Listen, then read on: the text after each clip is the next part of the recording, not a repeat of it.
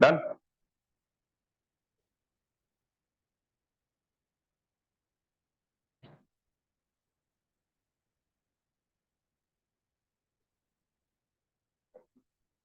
All of you have joined?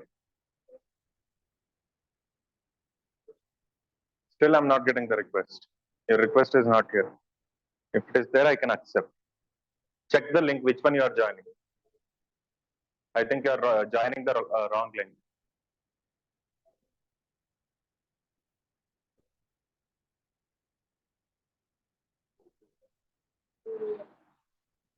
So all of you have revised interface concepts. At least are you guys able to remember it? So quickly we'll just revise it. From which rule we have not executed? From 9th, I guess. 10th. Till 8th I have done, if I'm not wrong, that is abstract, downcasting and multiple. These three things I have done it, but have I done it or not? At least till downcasting I have done, I remember. From multiple, have I done it? Multiple I have done. Execution. No. Means trying to implement from two interfaces. Not done execution part. Okay, from there I'll show the execution and then we will revise all the rules together once. Then we'll proceed with next concept. Fine.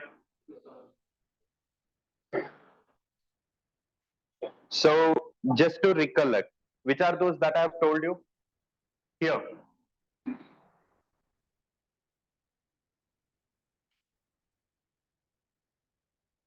Okay. Here. Multiple is first one and then I have told next what? CI means interface to interface, extending is permitted, interface to interface, implementing is not permitted, and then methods, variables, and DAGD interface. Yes, these are the things for which I have to do the execution part. And anyways, this one I cannot show it as of now because this will be done later. Okay, for that I have to consider one example. Which example? That example I'll tell you later. Okay, next what? This one. Variables, by default, it will be static, final, and public, which I will not discuss here because for this also, as of now, any such suitable examples is not there or it is not required as well. Directly, I have given you that example, which I believe all of you have understood. Yes. And methods means public and abstract by default. This one is also done. These four I should show you now. Yes. Quickly observe.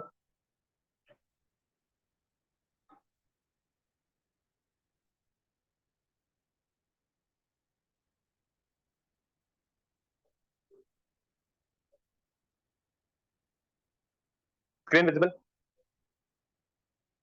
Okay. I think multiple is also done because I can see this program. If you can see, this program is for what, which one? A class can extend a class can extend another class as well as implementing an interface. That is this one. After multiple, whatever I have written, class can extend a class as well as implement an interface. However, extend should only come first. That is also done here. So I believe next one is one interface cannot extend another interface. Sorry, extend is possible, but implementation is not possible. That one I just have to show. So, however, what I'll do here is interface my calculator to. Okay, inside this, I'll just write void add void sub. Yes, this much is done. Next, what? I will try one interface implementing another interface. That is, okay, this much I'll do. Forget about this one. I'll not give any connection to this. Simply I'll leave it. This one also you forget. I'll not write anything inside this.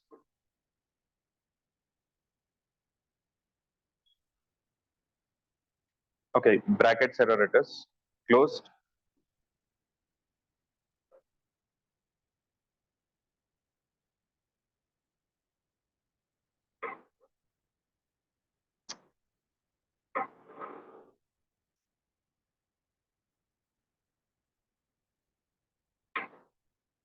Yes. Now we just check what error I'll get. If you can see what it is saying, immediately once you write interface my calculator 2, means in front of one class, sorry, interface, what exactly you can write? You can write implements, but what you should give here? You should give what? In front of interface, you can never write implements. That is the reason it is giving error at this particular position. What we can write? If we want to write, we should only write extends. But here we have written it as implements, because of which it is giving an error. So how can we overcome this? This to extends. Will this work?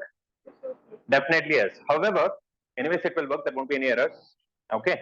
However, if I make this particular class implements my calculator 1, how many methods body is compulsory here?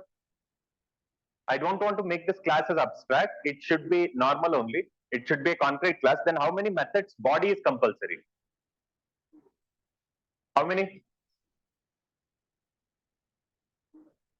I am implementing my calculator 1, which means how many methods are there inside my calculator 1? It is 2, which means here also there should be 2 methods, which is compulsory. What about other 2 methods? It will become specialized. Okay. However, no, sir, I don't want to implement my calculator 1. I want to implement my calculator 2. Then what? How many methods are compulsory now? 4. Why? If you observe here, my calculator 1, if I implement, then I should give the body for 2 methods. If I implement my calculator 2, which is extending my calculator 1, means what? This is parent interface now, this one. From this parent interface, it is extending all the methods whichever is present to my calculator 2 interface. Now inside my calculator 2 interface, how many methods will be there? 4. Now if I am implementing this interface, then how many methods body I should give? 4 only. Because here how many methods are there? 4. If I'm implementing this particular interface, definitely I should give body for all those 4 methods. Here, if you observe here, I should give all the 4. Assume that I'll remove this. Save it, compile it. Immediately I'll get one error for subtraction method. If you can see, calculator 1 is not abstract. Means either you can make it as abstract or otherwise. You should give the body for here, sub method. Clear? This much. However, I'll keep the body here. Okay. Next what? That is nothing but related to methods and methods. Here, as I've already told, by default here, what it will be? Inside an interface, what will be the access modifier for a method? Public and private. Public and abstract. If you observe here, that's public. Will it work? Immediately we'll get one error saying that if you want to see, you can see rules of yes or no. We cannot reduce the increase, we can increase, but we can never reduce it. Am I right? It is saying the same. You are trying to assign something weaker access privilege. However, it was public previous. Yes, this much it will give. No, sir, this is fine. Here I will write public only. But however, here I will try to give body, sir. What will happen?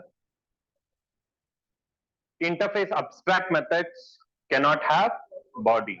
Means whatever abstract methods that are there in interface, you can never have a body to it. If you can observe, it is saying interface abstract methods. Yes or no? Have we declared that method as abstract here? No. But still it is saying that it is an abstract method. Why? Because by default, all the methods inside an interface will be abstract only. Is that clear? Yes or no? Okay. So quickly, if you have to revise it,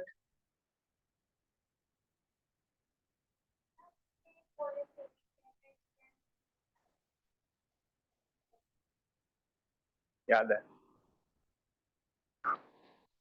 But however, I'm not taking it here because later one more concept will come wherein it is called as threading, multi-threading. In multi-threading, which are the 2 ways to create multiple threads? Done right. अब सोच रहा होगा क्यों ये हो गया हमारा. Sorry. हाँ. Runnable interface means later one concept will come whenever you want to create multiple threads two options are there. One is by extending a thread class, another one is by implementing runnable interface. Okay, whenever the concept of runnable interface will come, don't you think that is already available interface, which is already available? Yes or no?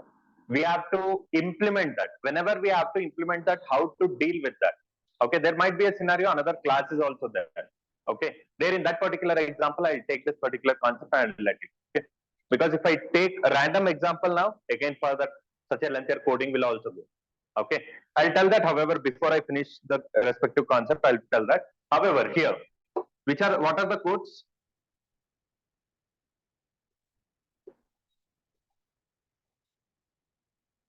This is your 1, 2, 3, 4, 5, 6, 7, 8, 9, 10, 11, 12, 13, 14. Yes. Did you compare it with the notes, whatever you have? Anything is missed? No, nothing has said. First one, an interface can have any number of implementations. However, before all this, you should also give the definition of interface. Getting my point? What is the definition of interface? Simple definition. Don't give me hi-fi definition. Simple. Interface is nothing but a collection of public abstract methods. That much you keep it. Later, if he asks you, okay, why exactly it is public abstract? Which one you should address about? You will tell, right? Whenever you tell the definition, interface is nothing but a collection of public abstract methods. If at all, if interviewer stops you there itself and he asks you, what he will ask? Why it is public, why it is abstract by default? Then you should discuss rule number 12. Getting my point? Yes or no? However, here, after that, what else I should say? We can create an interface by making use of keyword interface itself. Yes or no? If at all, if there is a class which using which I have to create a relationship with interface, then which one? To create a relationship between one class and an interface, then we should make use of implements keyword. Okay, three keywords are there. One is interface, another one is implement. Sorry, two only, and another one is anyways extends, which already all of you know. Yes, and anyways, three points you should keep whenever you start with interface concept. That is interface definition. Second one is which are the keywords. Anyways, in that only two more points will come. That is one is interface keyword. Next one is implement keyword. Getting my point? However, here interface can have any number of implementing classes or any number of implementations directly. Okay, both are one and the same. See, it helps in achieving polymorphism. It helps in achieving standardization. Now they will ask, how can you achieve standardization? How will you achieve standardization here? Same word. Even if we are having hundreds of implementing classes, in every classes, the method name should be same. And then object what? Only keywords you remember or what? We cannot create the object of an interface. Reference? I have written, if you remember, I have written one into mark, one right mark here. Okay, we cannot create the object, however, we can create the reference. A. I'm not asking what is the full form of A. Abstract, you are saying. What is the rule? Any method means specialized method. तो वो बोलना चाहिए ना. So what we can say? What rule I have told? Like this only I have told. Any method.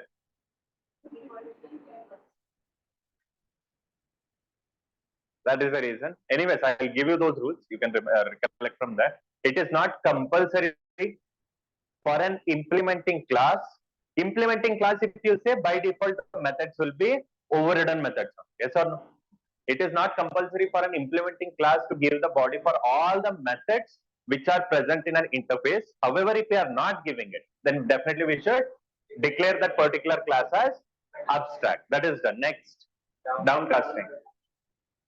Again, I'm not asking keyword. What do you mean by that?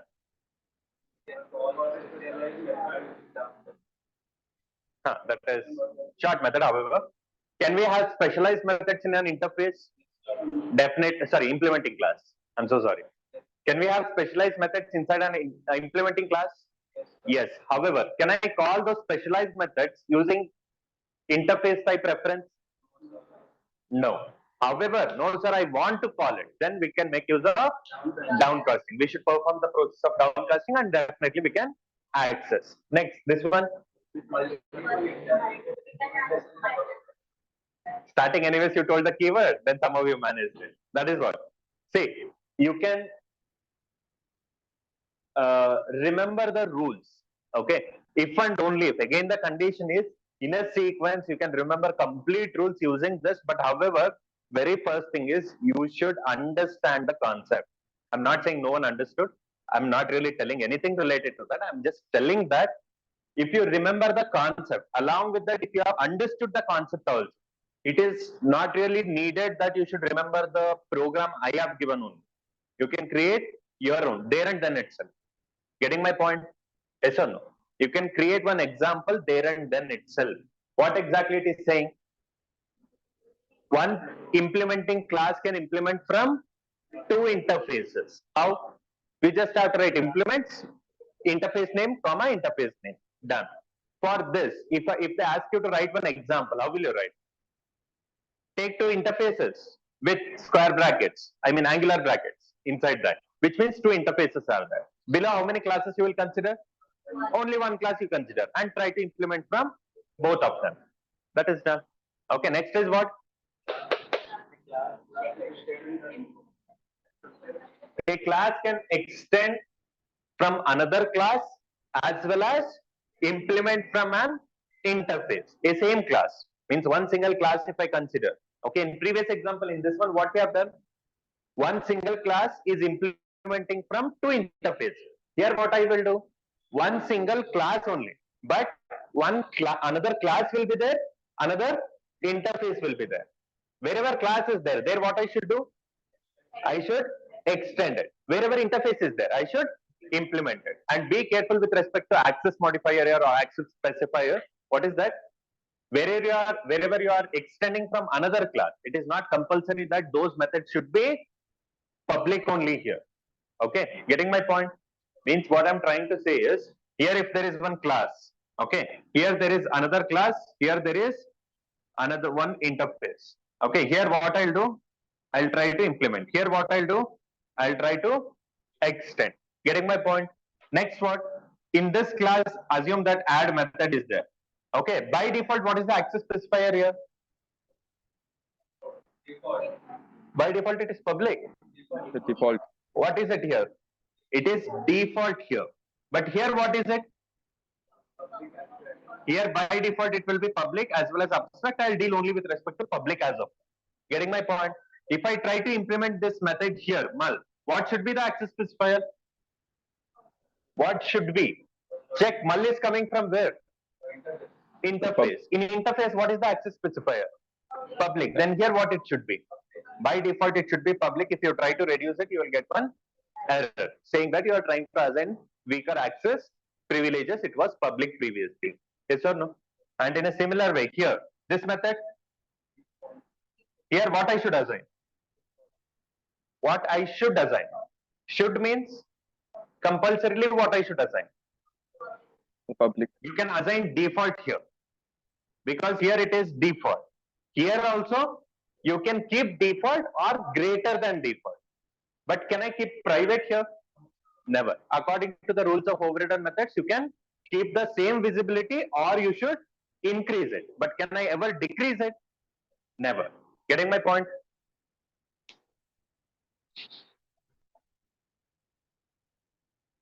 Okay. Next what? Anyways, this concept is done. One interface can extend from another interface. One interface cannot implement another interface. All the methods inside interface will be by default public and abstract. Public for it should be visible for all the implementing classes. Whatever method is there inside an interface, it should be visible for all the implementing classes. And abstract for there is no body for that method inside an interface. That is the reason it will be by default public and abstract. And what is variable? বলেন Variable. কিসের password কাকে দিবেন? Sarfraj, O 134679 Sarfraj, 13 46 79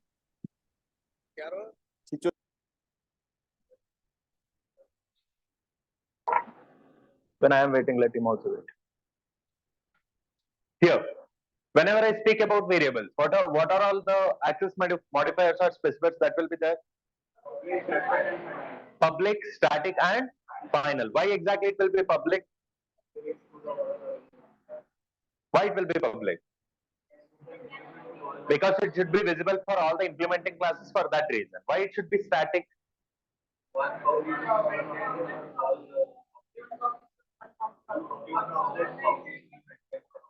Whenever we want to maintain only one single copy for all the objects, then we will make it as static. Final, so that no one should be able to change its value. Getting my point? And then at last, DAGD interface. Anyways, you already remember, I believe, that is empty interface is permitted in Java, and we call it as marker or DAGD interface. If at all, if anyone asks you an example for that, what example you can give? No, that is like just a UML diagram. If someone asks you any example here, if at all, if they ask you, even if they don't ask, by yourself, if you put, which means you are getting into a problem.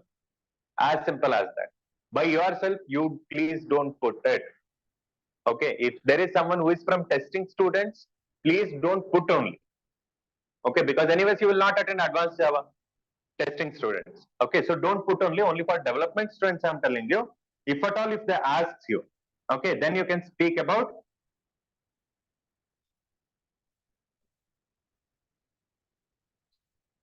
serializable.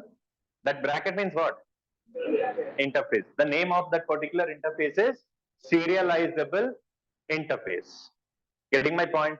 If you tell this topic, okay, whenever you are dealing with interface, if you put on the topic called as serializable, immediately next question will be, what do you mean by serialization? Will you be able to answer that? So better don't do one. Okay, this is only for development students. That too, once your advanced Java is done, then only you are eligible to use this. If not, don't use. That is only better. Okay. However, if they ask you, you can tell that serializable is one such example. As of now, I'm not done through that. I mean, I have not gone through that. Once I have gone through, if I get a chance, I'll definitely answer. Something like that you can tell. Getting my point? Okay. So is this clear? Yes, no? Online? Yes, sir. I need quick answer. Yes, sir. Yes, sir.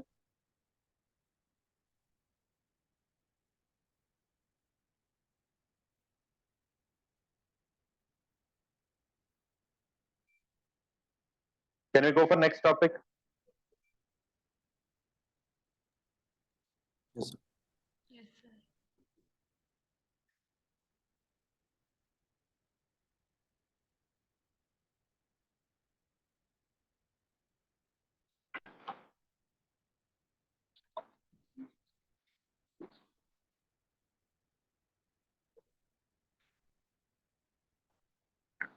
Next question is, which is the topic at least?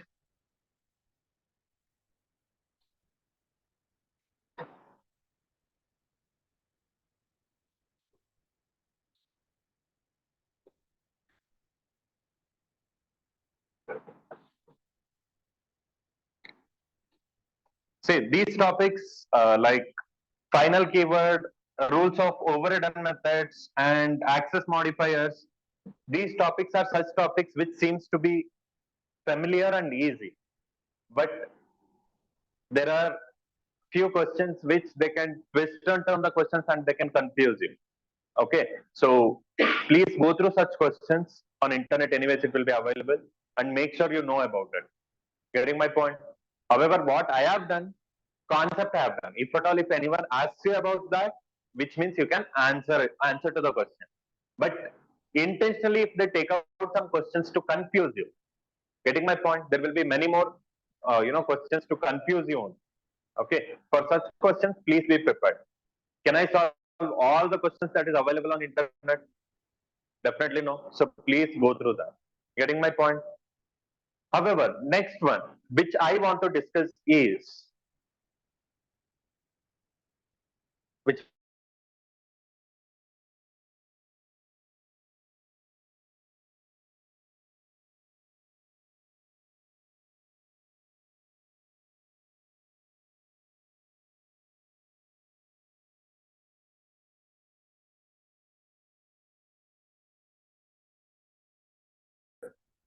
two programs I have taken. That is, one is animal and second one is plain as well as parent child. Some class called as parent child I have taken. Yes? Yes or no? Throughout your concept of encapsulation, dog class. Do you remember that? Super, this, constructors, everything was done in one single program. Static, one program I have done as a sample, and for static variable and non-static variable applications, I have taken one program called Farmer, and for static block, that is which one? For I have printed BJSF first and then nubbing. Okay, normally if I write a system.out.println within main method, that will come first. However, if I try to include static block as well, then nubbing will come first and then BJSF will come next. Yes or no? That is one of the concept of your static block. Non-static block is also there, for which I have asked you to count the number of objects that got created. Getting my point? Why I'm telling you all this is because anyways, technical concept I'll cover, but meanwhile, I think something else is also required. What is that something else if you ask me? All these concepts, sir, whenever they ask, then I will remember, sir.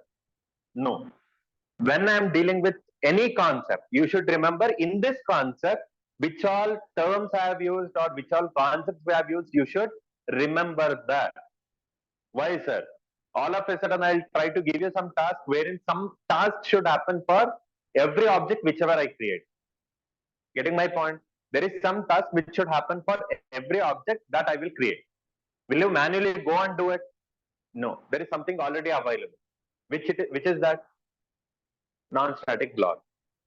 If you remember, what is the purpose of non-static block?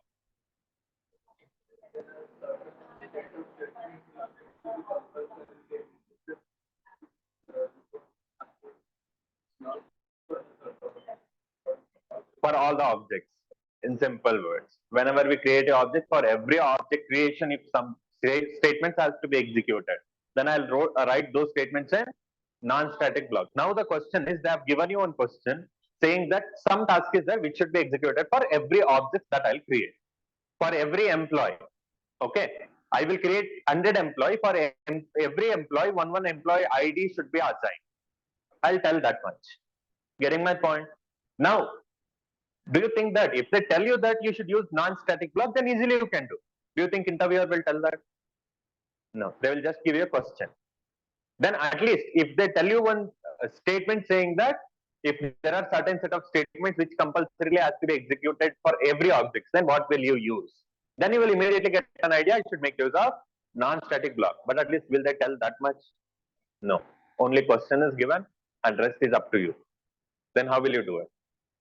Getting my point? So whenever all these topics are there in your mind, then what will happen? As soon as they give any question, keep applying from very first topic. Encapsulation, will it work? No. Static keyword, will it work? No. Non-static, will it work? Immediately you will get the answer, yes, it is non-static. When you can do it? Whenever you remember all the topics in a sequence. No, sir, if they ask question, I can answer, sir. If that is the case, you can only answer that much. Only definition you can tell, again you will disturb. Getting my point? Why I told you try to make one sequence is because of this reason. Clear with the point? Yes or no? Great then. Next comes the question for every batch. Whosoever, whether your classes are done, not done, I don't mind or I don't care. However, my question is simple. Exception and error, are they same or are they different? Different. Question is one word answer is what I'm expecting according to the question. Are they same or are they different? How many of you say that it is same? I don't want explanation. Same or different? हाँ. Error भी वो एक exception में वो based on what? That is what I told you. Beginning of class, you want me to discuss about end of the class. I mean to say unchecked exception, checked exception. If I take now, when I am only teaching, I know that unchecked exception will come later. If I take out the topic now, how many of them will understand?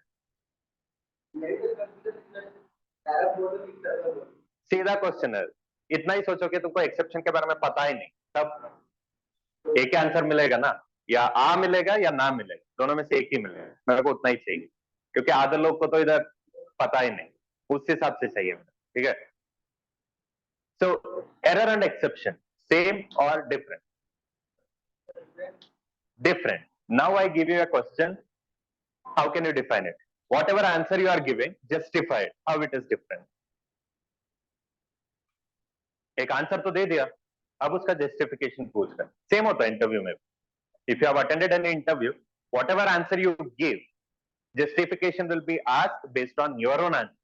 You have given me one answer, please justify it.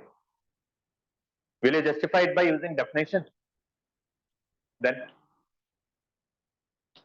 definition is also fine, but how well you will justify using definition matters. Sufficient? I understood what you're trying to say. I understood, but sufficient? Others? At least whatever you know, 22 it is done, right?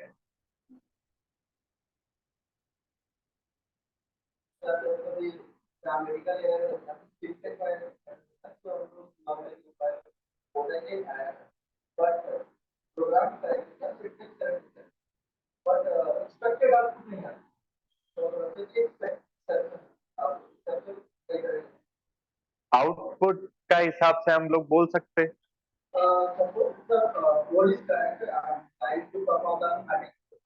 But the user needs four different values. So suppose say that given zero. So I'm trying to divide the same by zero. So how this works? If the finite value of that, like the dollar sign. So value to class manage. No, answer is right. But one small question is, you told me that based on output. No, based on not only output, because the I not only the sector or IL sector. So many other things are there. Okay. However, answer is right, but somehow one keyword you missed. Only one keyword you missed. Not Java keywords. One word you missed. Because of that, I was questioning again and again. However, normally, how exactly whatever code you will write, how it will get converted to in a way, or how exactly it will convert it to a format which your compiler will understand. I believe all of you know that. Yes, no. Whatever we will write, your Java or your, JDK, whatever it is, will it understand directly? No. Then how it will understand, or how it will be converted to a way that it can understand? Listen, all of you. Assume that very first point that I want to tell for all of you is that error and exception, if anyone asks you that, is it same or different? For sure it is different. Okay, this much you should answer first. Exception and error are not same. Both are different. And later, definitely they will ask for justification. How can you justify it? Getting my point? How to justify it, that I'll show. Okay. So now whatever program we have written, in which level language we will write it?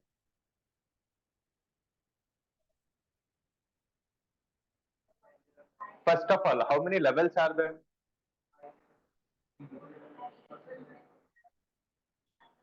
High level, middle level.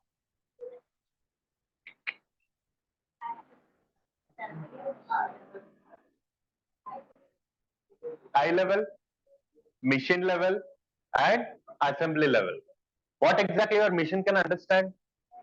Only machine level it can understand. But what exactly humans, we can understand?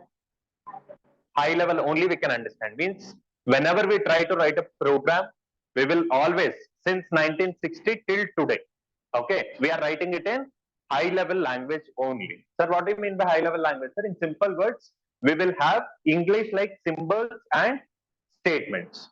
Online students, am I audible? Yes, sir. Audible. Yes, Yes, sir. sir. Is there any lag there? Yes, sir. No, sir. Sir. There is no lag? No. Lag, sir. Okay. So here, high level language means what? Wherein we will use English like symbols and statements. In simple words, if I use println, okay, you don't know anything related to Java, you don't know anything related to C, you don't know any programming language at all. By listening to a word called println, what will you understand?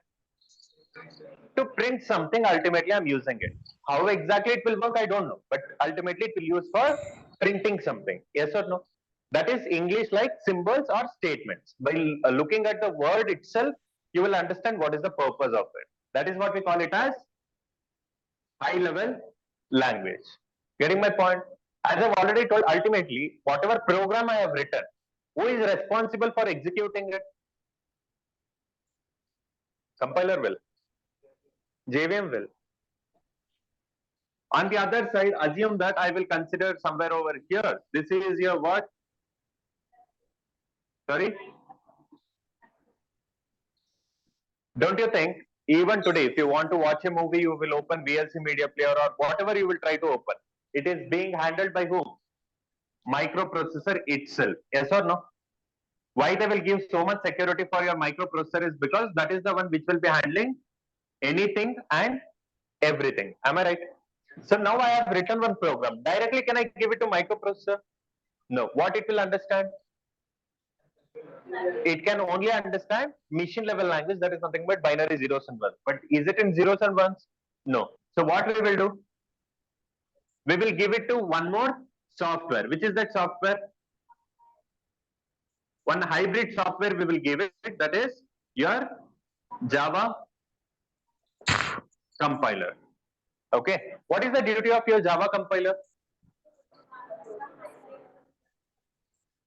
It will convert your high level language code, or it will take complete input of your high level language code file, whatever file you have written, that complete file it will take as an input and it will convert it into one more file.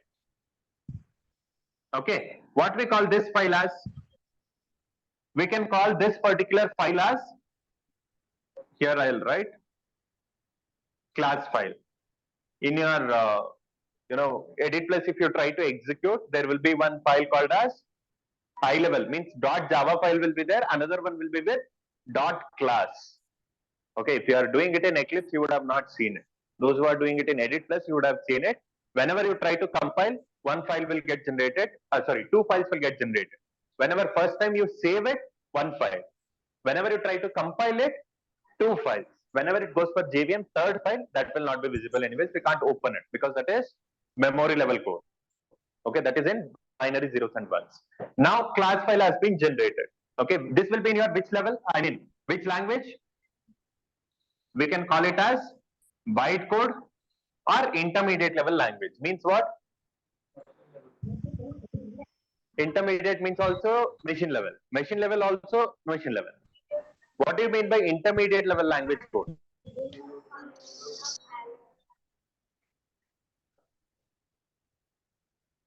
Have you heard of this term called intermediate anywhere in your lifetime? Forget Java in real world.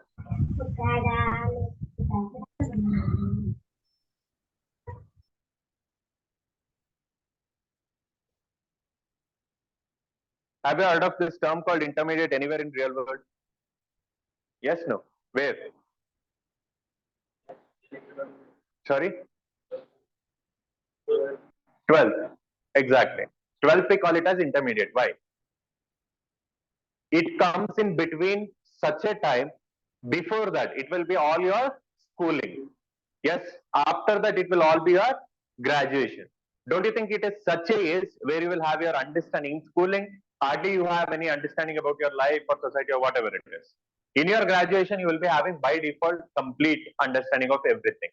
But that is one such time where it will come in between your schooling, where you don't know anything, and graduation, where you know everything. Yes or no? So we call it as intermediate. In a similar way, we call this one also as intermediate level language code. In name itself, it is there. Intermediate means what? Some part of code will be in this level. This means high level. Some other part of the code will be in your machine level, which we can't understand. Yes or no? I will show that anyways. However, assume that now I got bytecode. Next, what I will do?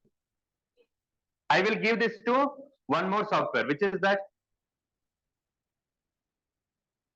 Now, for whom I will give this? I'll give it to JVM. What JVM will do? Sorry?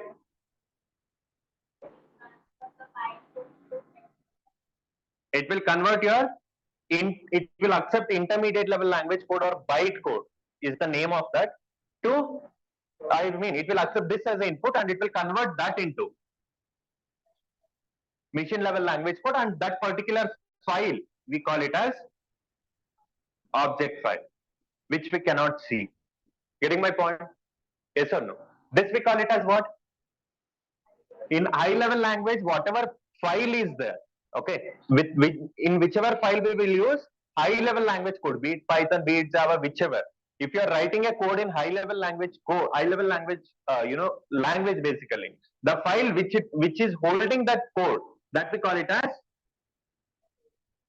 source code or source file. Source file is what? It is the file which is holding high level language code. Your class file is what? Which is holding bytecode or otherwise intermediate level language code. What do you mean by object file? Object file is a file which holds the code in machine level language code. Getting my point? Once it is available in machine level language code, means what will be available here?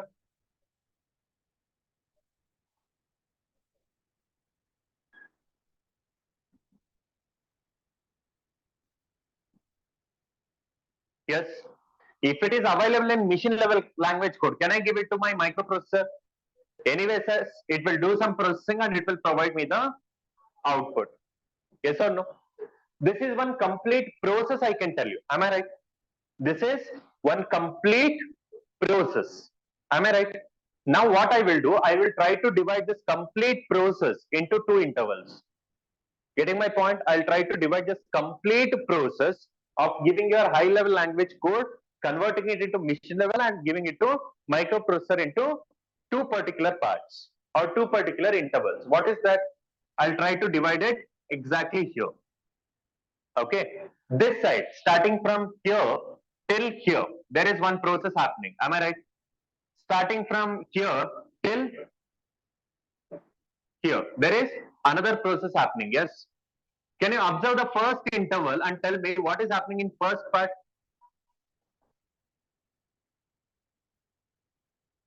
This is one part and that is another part. Am I right? So what is happening in first part? Converting high level language into intermediate level language. Converting your high level language code to your intermediate level language code or bytecode, we can call it as. This process all of you know, right? I mean to say in the beginning, FS 23, 23, B22, everyone knows, I believe. If you know this, then it will be helpful. That is the reason. All of you know it. At least now, after me explaining, at least you know. Completely, I have not explained. It is just a overview. Whatever I have explained, it is just a overview. Getting my point? Okay. However, here what I want to tell you, what is the process that is happening here? Observe this interval only now. Forget that part. Okay. In this interval, basically what is happening? I am converting high level language code to bytecode. Who is doing it? Java compiler. Don't say only compiler, because other compilers are also there which will not convert high level to bytecode. Rather, it will convert high level to machine level directly. That is the main benefit of Java. Getting my point? If you use normal any other compilers, what it will do? High level directly to machine level. Okay, which was difficult to achieve, using which platform independence was not being achieved. All of you have heard platform independent.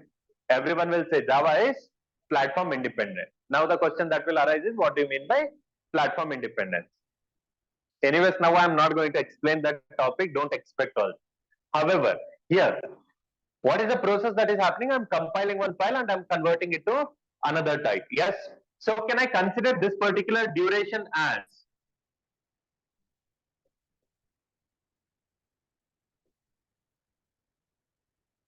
yes? Can I consider this particular duration as compilation time? Yes or no? Then obviously this process you are compiling it. In that process, what you are doing? More or less, I'm trying to execute it or I'm trying to run it. Yes or no? So here, can I tell this as execution or run time? Am I right?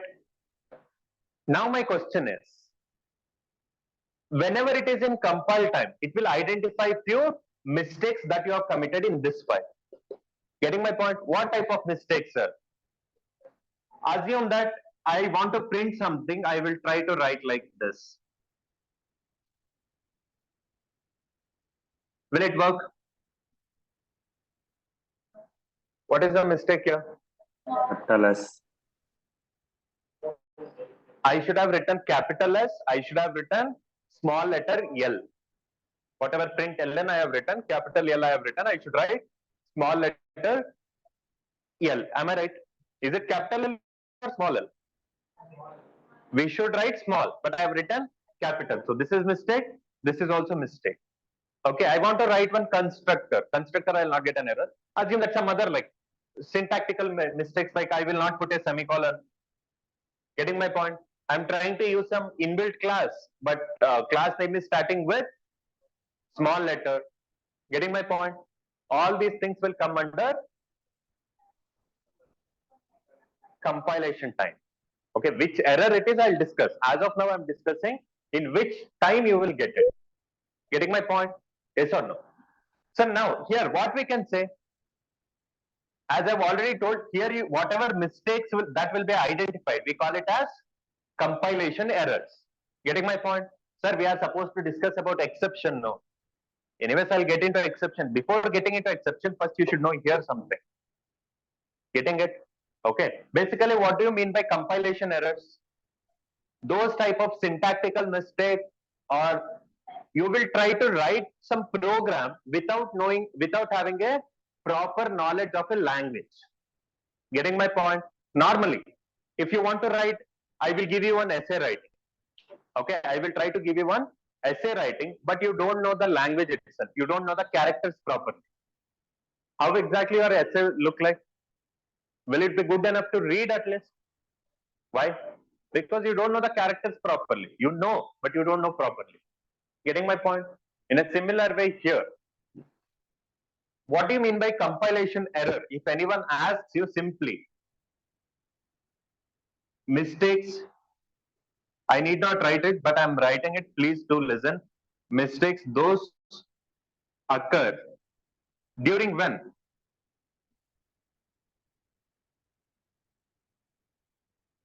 Compilation time. Because of what? Because of faulty usage of language. Is called as what? Compilation time, huh?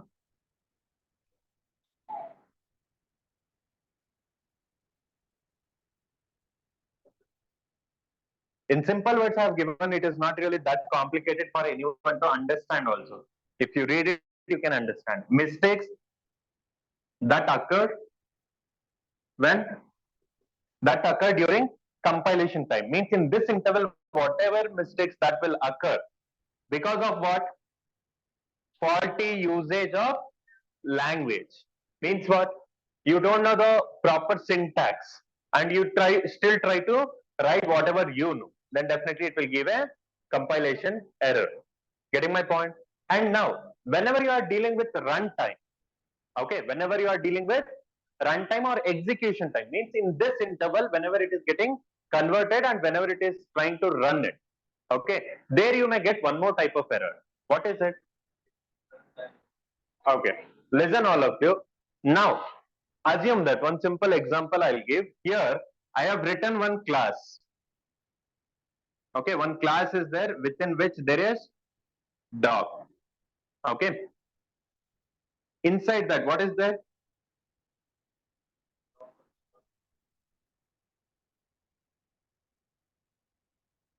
Or forget about constructor. I'll try to use something like display method. I will try to use. Okay. Already, anyways, this concept you already know. This one. I will close this class and here main method will be there. Inside main method, what I'll do? I'll create an object of dog. Okay, new dog. And then here itself I'll try to say dot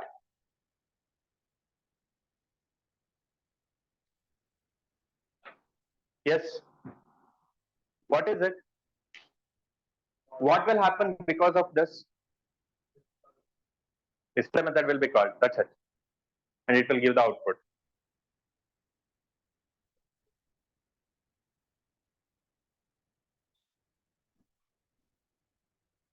Observe the flow, no? Try to track the control flow from where it will go to where, from where to where. Just observe that. You'll get an idea. Online? It is getting blurred out, I feel.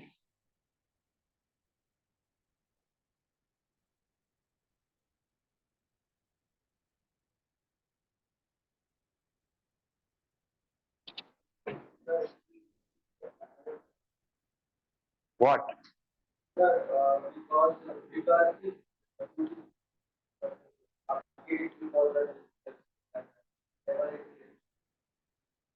What error am I?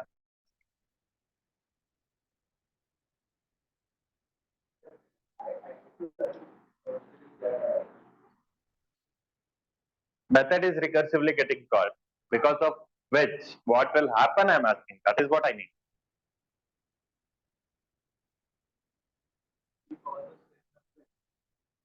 That is true. Because of which, what will be the result? Which error? What error? That is what I'm trying to ask or find. However, let me give you a hint. Simple question, wherein you have to apply whatever knowledge you already have. You already have this knowledge. Once if I tell, then you'll be like, oh, this one, sir, I know. So please listen. Whenever I call any method, what is going to happen? In which segment it will be created? Heap, right? Stack, sure. Pakka. So whenever I call display method, control from here, it will go to here. Inside that, this what I have written? Display. First time whenever it reaches, one activation record for display method will be created. Am I right? Whatever is there inside that, it will be present. Yes or no? As it is on top of the stack, the control will come inside. Inside this, what I have written? Display again. So what will happen? One more activation record will be created because you are calling display method again. Control will come here, but however, it still have not come inside. Second time it have not come inside. One more activation record is on top of the stack, because of which it will come inside. Again, what is the statement? Display method. Again, because of which one more activation record will get created. That is on top of the stack, because of which it will come inside. Again, display method. One more activation record. Like that. Anyways, recursively you are calling a method, that is fine. Okay. But however, here what is happening? There is something which is, creating a loss for me. What loss? Don't you think if there is one activation record that is getting created, don't you think each time it will consume some memory as well? Yes or no? Am I right? So, in which segment it is creating it? Stack. Anyways, I'll explain this example later. As of now, I'm just trying to give you a rough idea. Getting it? So, what is going to happen? Activation record will keep getting created, keep getting created until your stack segment overflows. There will be a limit for every memory, right? For every segment, there will be a limit. Getting my point? Because of which what error I'll get? Just observe here. Quickly, I'll show it and then I'll come back. Okay, I don't want to take so much time here. Quickly, okay. I'll not take much time. I'll try to make it fast. Demo 2 is here. Okay, this was some other. Here, empty class I have. Okay. Above this, what I'll do? Class dog inside this void display. I don't want to write anything. Here, what I'll do? I'll try to create a object of dog. Dog type d1 equals to new dog. And then d1 dot display. And here, if I call like this, nothing will happen. There won't be any errors. There is no problem at all. Please check. Any error? No. Any output? No, because I'm not printing anything. However, if I try to write, I compiled it. Please observe. Is there any error? I compiled it. Is there any error? Now I'll run it. Please observe.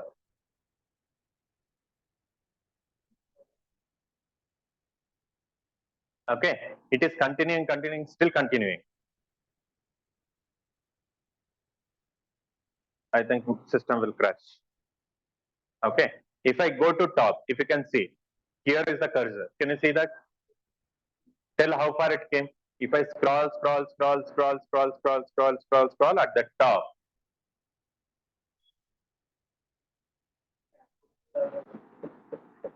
Okay, it is one such error that you are getting. In which time you are getting? In which time?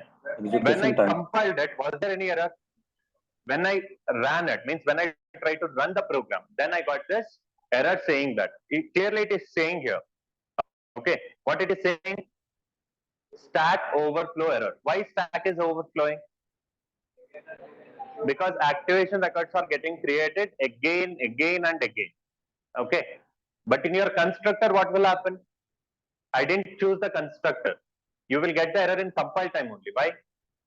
As I've already told, constructor will be taken care. The activation records and everything will be taken care by your JVM itself. Okay, so we will not have any problem. JVM by itself, it will detect it and immediately it will give the error in compile time only. It will not allow you to proceed till execution and then it will give. No, it will stop you in compilation time itself, saying that you are committing something wrong.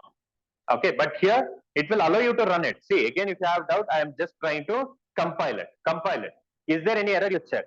When I'm compiling it, there won't be any errors. Okay, but whenever I try to run it, if you can observe, it will start, which I don't want to do. Clear? Online? Yes, sir. Yes, sir. Again, some of you might be thinking that, sir, we have understood, sir, why you are wasting your time unnecessarily. Proceed with next answer. But those who know me, you know me. If I'm investing my time, that is never a loss for me. Because now if I'm investing, why I'm doing so much now is because later I need not invest so much time. Whenever I deal with runtime error or compile time error, I need not discuss so much. Why? All those things I've already discussed here. You ignore it here. Later, anyways, you will not understand. As simple as that. Okay. So, however, I believe the concept is clear. As of now, this is not the right time to discuss which are all the runtime errors are there. First, this is the time for you to understand the difference properly between your compile time error and runtime error. Okay. Now, how exactly we can define runtime errors?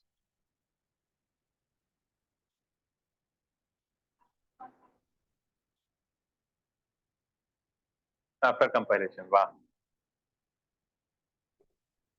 So compilation matlab before runtime. Wow. So here, what was the mistake here? Don't you think our logic was wrong? The developer who was developing the code, his logic was wrong, because of which that error was occurring. Yes or no? Though it seems to be simple answer, sir. Simple answer only. Why did you give? Okay. Anyways, here, what can we define it as if you ask me? Here. Mistakes that occur during when runtime because of what?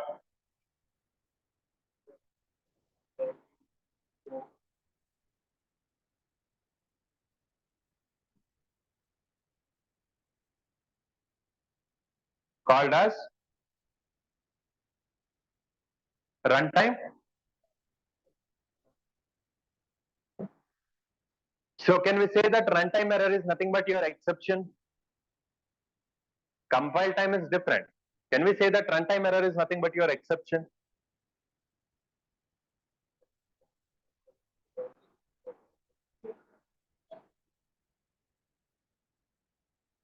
Unfortunately, no. Okay, again, runtime error is totally different from your exception. However, my question is, did you guys at least understand when your runtime error will occur? Yes, no? Yes. So next comes the question, when runtime error and exceptions are also different, what do you mean by exception? Anyways, we have understood runtime error now. What do you mean by exception now? What do you mean by exception? Don't know only, sir. Wow. Great. However, here, please listen. This is definition of what you can give it for runtime error. Okay. Next comes the concept of exception. What do you mean by exception? For that, please listen. Assume that you will go to ATM machine you will try to go. Okay. It will ask you for your what all details? Will it ask for your name? No. What it will ask? Input. PIN number it will ask. Whenever it is asking for PIN number, anyways, in that keypad, whatever they will give, there is no other characters apart from numbers. Why they have not given other characters?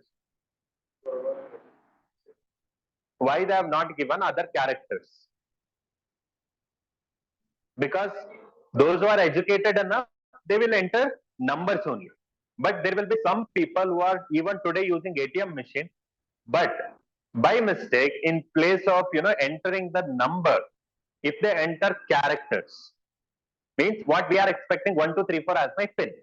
But I will ask user to enter the PIN or customer to enter the PIN. He will try to enter ABCD. He is giving an input. Input is being given. Definitely true. But is it valid? I am not speaking about whether the right, PIN number is entered or not. PIN number is valid or invalid is totally different. At least type of input, is it at least valid? What is expected? I'm expecting number. But what exactly they are giving? Character. In number only, they can give right number also, wrong number also. That is different. Forget about it. Whether the number given is right or wrong, totally different. What I'm asking is, at least, are they giving type of data which is expected? That much I'm asking. 100% no. Whose mistake it is?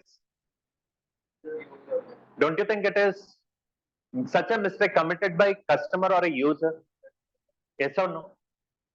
Or if I have to take another, example, user will ask me to develop one, calculator code. Okay, one code or one, application to perform like a calculator. I have developed it. Now user want to check for division only. Okay, whenever user want to check for division, I will ask user, please enter 2 numbers. Getting my point?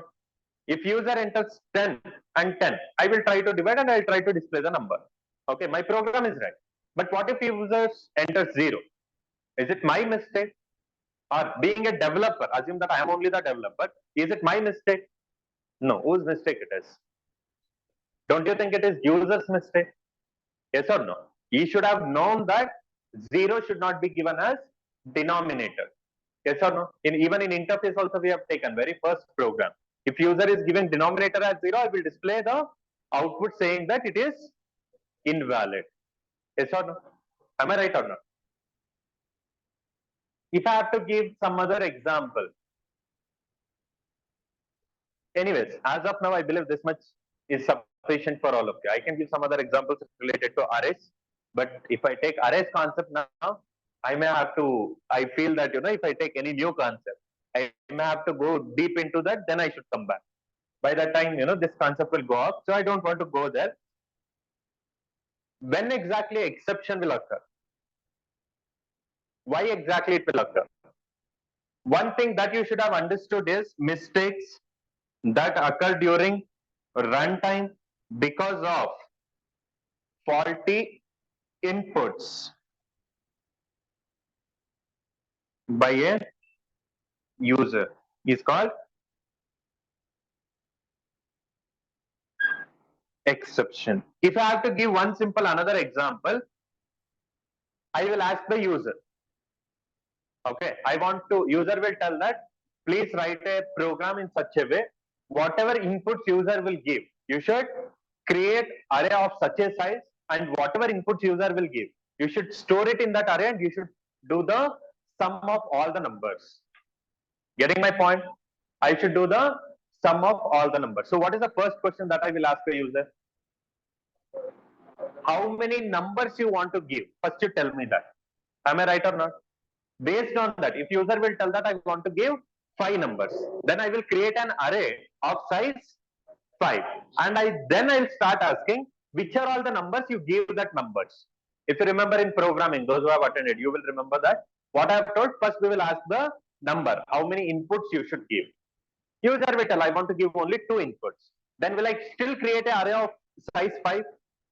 No, if user is saying only 2 inputs, then I should create an array of size 2 only. That is index number 0, index number 1. I will accept then which are all those numbers you want to store. User will tell that I want to store 10 and 20. At last, what I'll do? 10 and 20, I'll store it in 0th index and 1st index, and I'll finally sum it up, and then I'll try to print the output. Am I right? Yes or no? So for doing this particular task, first thing that I should ask is how many inputs you are going to give. Am I right?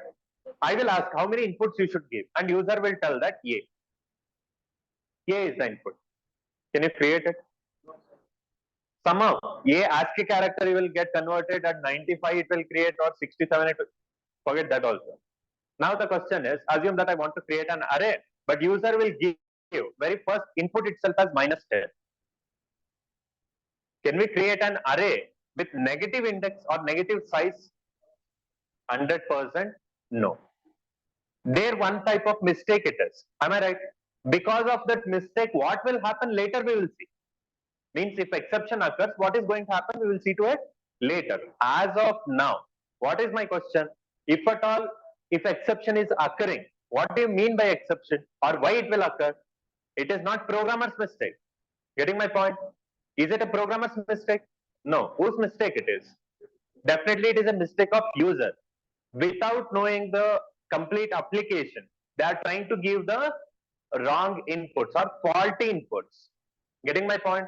Here I am saying, here it is faulty. Same thing it is. Second line it is same. Mistakes that occur during runtime because of faulty, not logic, inputs by a user is called as exception.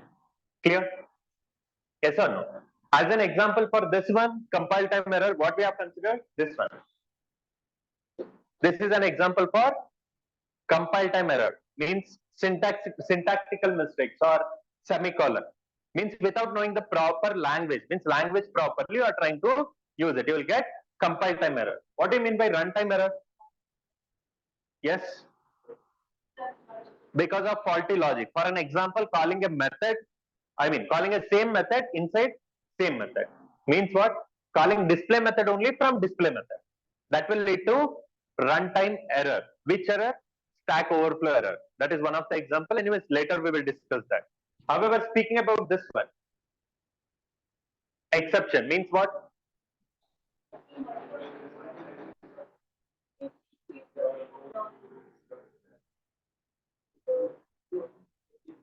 Sorry?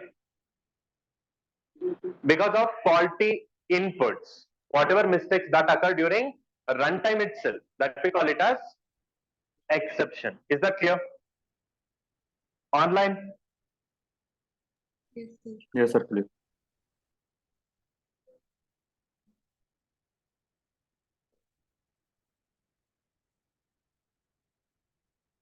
Okay.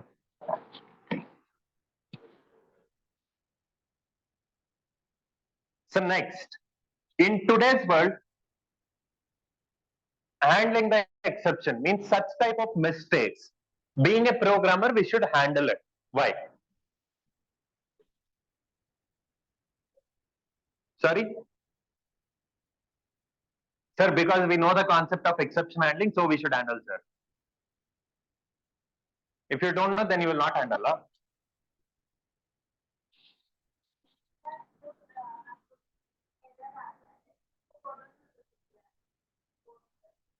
नहीं समझा, फिर से repeat. कौन सा error?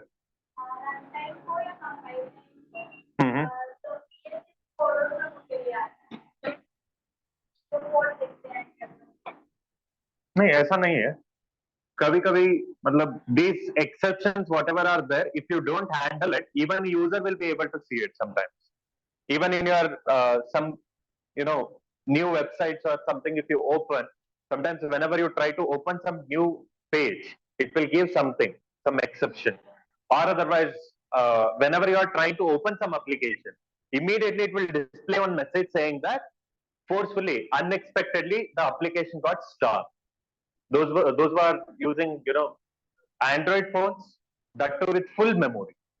You would have seen that whenever you are trying to use it, normally what will happen, all of a sudden it will show a prompt saying that unexpectedly or this program particularly stop performing. You can force stop it or close it.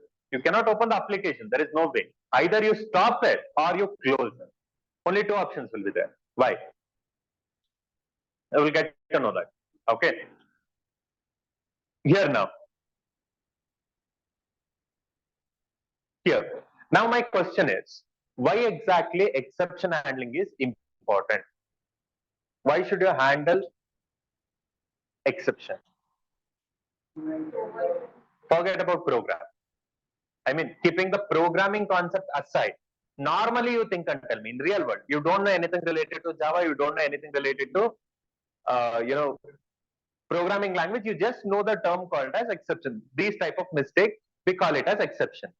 You are a fresher, whatever I have taught, that much you know, keeping that as your source. Now my question is, why should we handle that type of mistakes? User is committing it. That is not my problem. Why should we handle it as a programmers or as a developers or a testers? Why should we handle that?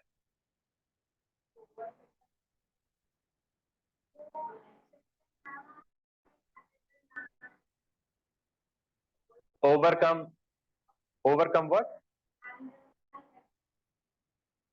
Okay. Abnormal condition means, I think these are terms used in class itself. Exception class पूरा पढ़ लिया, पहले का recording देख लिया, पहले का recordings वगैरह class वगैरह attend किया होगा ना. हाँ, वो छोड़ दो, दिमाग से हटा दो, उसको छोड़ के बात. हाँ हाँ हाँ. ओके, मतलब मेरा ही जान खतरा में. ठीक है. Listen, all of you come back. So what example I can give you why it is important? If you ask me, one simple example I'll consider, though it looks like an history, but no, it is not.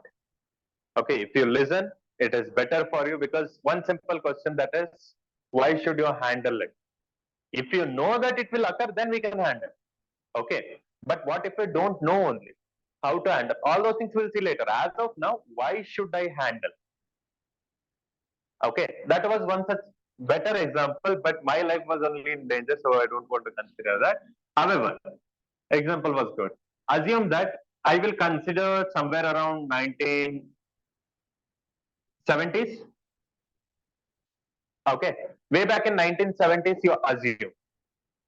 Getting my point? Or 1960s only you assume. Year does not matter, but I am trying to say something else. What was there? There was one single computer over here.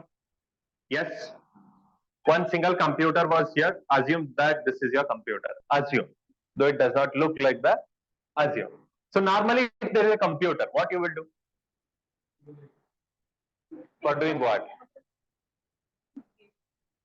Obviously, don't tell me that, sir, I will write a program.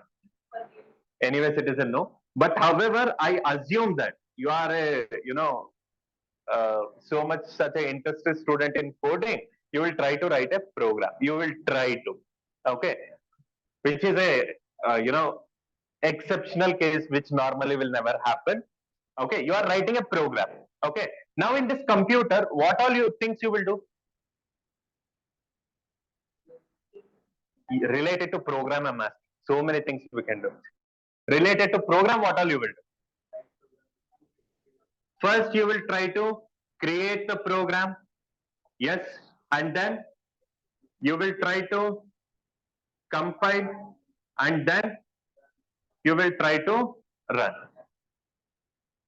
Okay, and this type of particular architecture, we call it as what? Standalone or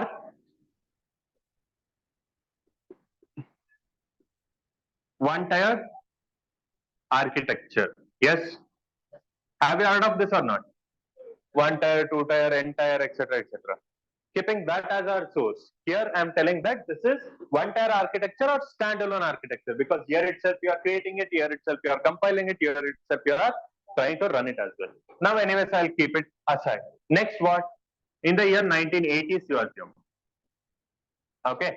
Next, later, gradually, as I've already told, because of Bill Gates, he invented some multitasking operating system, because of which the prices of computer drastically got reduced. Because of which now many people started using computer here. Assume that. Many people does not mean like you, me, or someone, like big organizations. Okay. Only big organizations were using it. And anyways, these two are connected. Getting it? Okay. Now here what you will do? One will be serving as client, another one will be serving as server. Now please don't ask me what do you mean by client and what do you mean by server. This is not the right time. However, here what I will do? I will create the program here and I will try to compile it here and I will try to run it here. But does it mean I can run it only here? No. What I can do? I can shift it to here also. Am I right? I can shift it to here. I can run it here also. Am I right? And this one, what we call it as? In name only it is there. Either we can call it as client server or enterprise. By keeping only two particular, computers, can you call it as enterprise? Okay, we call it as two-tier architecture or otherwise client server architecture. Yes. Next comes, by the time, your 1990s, your Java was already invented. Yes or no? Or otherwise, your internet came into picture. Yes or no? Normally, what exactly exception means, that I'll discuss later. Here, assume that they have written one program. Okay. Here there is one program, you assume. What I have done? I'll create it as well as I'll compile it as well as I'll try to run it. Okay, anyways, it is working here. It is working in every cases. Later, what I'll do? I'll try to upload it. Where? To internet. Next, what? Now, here there is one PC, means desktop, okay, which is connected to internet and it is able to access that. Now there is one mobile here, okay, which is again connected to this one and you are able to access that. Okay, in a similar way, here there is one PC, you assume. Anyways, there is one PC, you assume. If there is a PC, okay, definitely you are connected to internet, you assume. Now what you will do? download that same program you assume. Okay, so this is also connected. This we call it as what type of architecture? Entire or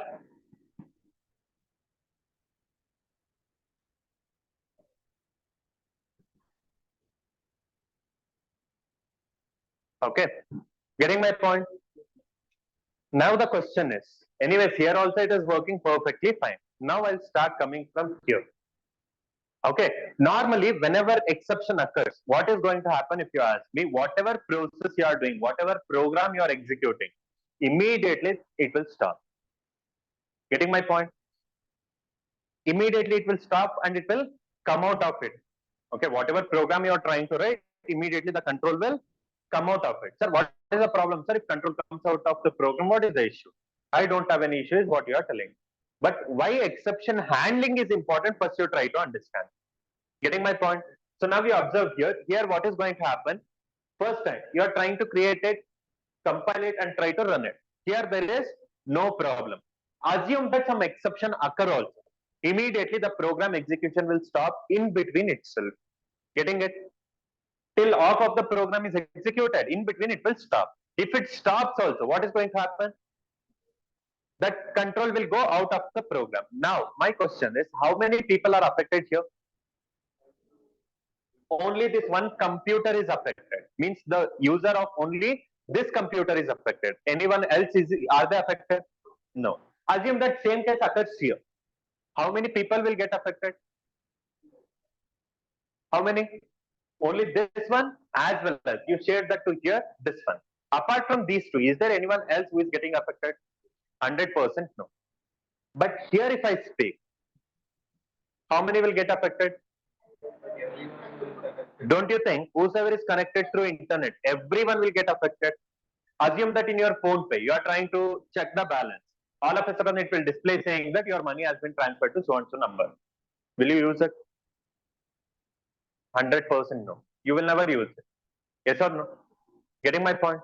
That is the reason exception handling is important, because in entire architecture or in internet architecture, what is going to happen? It will not only affect one person, it will affect many people who are connected through internet. For an example, assume that there are many such applications which even today you guys are using, which is developed using Java itself. Okay, for that matter, assume that there is one exception occurring, because of which you will get some random output. Okay, you are trying to do something, in between it stops. You are trying to check your balance, all of a sudden it will display saying that unable to check balance because of so and so reason. Will you use that application? No. Sometimes whenever, even phone pay, whenever it is down for maintenance or anything, whenever you try to check, if it is not displaying, you will get frustrated. But we are sure that in some time it will definitely work, so we are using it even today. But there are some applications which are connected through bank and it will not display it properly, or it will not work properly. Will you keep using it? 100% no. Okay. And for that matter, if I have to give an example, one random real world example I am giving, just think, because here you may say that, no sir, even if they are affected, how will it matter to me? Yes. Because again, here, whose mistake it is? Is it the developer's mistake here? Why exception occurred here? Because from there, user did something in such a way, user gave some wrong input, because of that wrong input, exception is occurring. Is it developer's mistake? No, from that side it is happening. Yes. Can developer say that it is not my mistake, it is your mistake, you take care? Why should I be bothered? Can developer say that? For an example, all of you know driving car. Assume that you are driving at a high speed, you hit something. Okay, you are about to hit something. Before that, what should happen? You are about to hit, still you have not hit anywhere. You are about to hit. Before that, what should happen? You are applying brake, but it is just a fraction of second. You are sure that it is going to hit somewhere. You applied brake, but sometimes, those who will ride fast, you will have an idea. Sometimes you will get a clear picture that even though you are applying both the brakes, it is not going to stop. You are going to hit somewhere. In car, I'm speaking, not in bike. Okay, in car. If that is happening, what should happen? Before you hit somewhere, immediately, within fraction of seconds, airbag should open. Continuously, it will be sensing the speed and the alignment of your tires. If it is moving off the track, or if it is going randomly, which means immediately airbag should open. Yes or no? Before you hit it, before you hit anywhere, airbag should open. Am I right? Yes or no? Who is driving fast here? It is the driving person, or the owner or the driver, whoever it is, he is driving fast. Is it the mistake of manufacturer that you are driving fast? If manufacturer says that it is driver's mistake who is driving fast, so I will not give airbag, will you use that car? Or will you purchase it? 100% no. Even though it is your mistake or a driver mistake or a owner's mistake, it is manufacturer's responsibility to handle that scenario also. Am I right? That is one such example. Okay, if I have to give another example, in your childhood, okay, assume that you and your friend is trying to learn how to ride bicycle. Okay, you and your friend both are learning. On same day you started, but somehow you learned within 10 days. You learned how to ride bicycle. Okay, but your friend have not learned yet. So what you will do? You will start, teaching it. One day you will teach, 2 days you will teach, third day also you will teach, fourth day, will you teach him? What you will say? Your cycle, your body parts, if you want to learn or go and die. Do whatever you want. I'm not going to teach you. Yes or no? Yes or no? In real world, I'm asking, forget Java. Later, assume that anyways you got transferred, your parents got transferred, you shifted to some other place. You joined somewhere, you got a job, you worked day, night, you did together. Anyways, as of now, you are jobless. But later also, will you be jobless only? No. I'm not intentionally saying that topic, but assume that. Okay. Forever, anyways, you will not be jobless. Okay. Those who are really serious, they will learn towards it, they will work towards it, and they will try to get a job. They will not remain as a jobless. Okay. However, one point you got a job, you work day and night, you got a promotion, you got an offer to go on site. I believe all of you know on site means. Yes. Leaving the country and going for another country for work purpose. Okay. You got an opportunity, first time you are traveling in flight, assume. Okay, you're a person like me, you're traveling for the first time. Okay, some of you already have that experience, however, keeping it aside. You are traveling for the first time, so evening 7 o'clock is your flight, but afternoon 12 o'clock only you reach. Okay, first time, right? Excitement will be there. Just because you reached early, will there be anyone to put some red carpet and welcome you? No, right? If you are coming, go and wait. That is what is going to happen. So, however, you are ready to wait also. When you are waiting in that, waiting room or lounge, whatever is there, one person will pass in front of you. Okay, somewhere you feel that I've seen this person somewhere. Second time, same person will come. Out of curiosity, you could not control you, and you will approach that person. You will ask, have you met somewhere before? I feel like somewhere I know you. And then you will come to know, okay, he is your childhood friend. Okay, since then, whatever happened, all the job, this, everything, you started talking. You told about your promotion, you got your job, you got your salary hike, this, you are living for abroad for work, everything you explained. Okay, but you missed asking one question. You explained everything why you are there, but you forgot to ask why he is there. Okay, now what is going to happen is he is the person who is going to take off the flight in which you are going to sit. Okay, in childhood, what you said? नहीं, cycle नहीं सिखाए को बोल लगे. तुम्हारा cycle है, तुम्हारा body parts है. Means ultimately it is your cycle, your body parts. If you want to learn, or otherwise go and die. You told in childhood. Now, can you tell the same? No, why? No, that is not the only scenario. Assume that you are not sitting in that plane also. Can you still say that? You are there, your plane is there. If you want to drive it properly, take off properly, take it off, or otherwise go and die. Can you tell like that? Why? Why can't you say that? Now I'll get to know who all are selfish, who are all thinking what. Why you can't say that? Only means you will keep only about you. Those people who are traveling in that flight, what about them? Don't you think, if you say that now, before saying that, you should have thought, what about those people who are traveling in that? Right? If you told your cycle, your body parts, you want to learn or go and die. You told it because anyways only one person is getting affected. But now in this plain scenario, how many people? Many people together will get affected. Am I right? Because of which you cannot say that. Yes. Is that clear or not? However, why exception handling is important? Because it will affect all those people who are connected through internet and all those who are having that application, they will get affected. If one is getting affected, fine it is.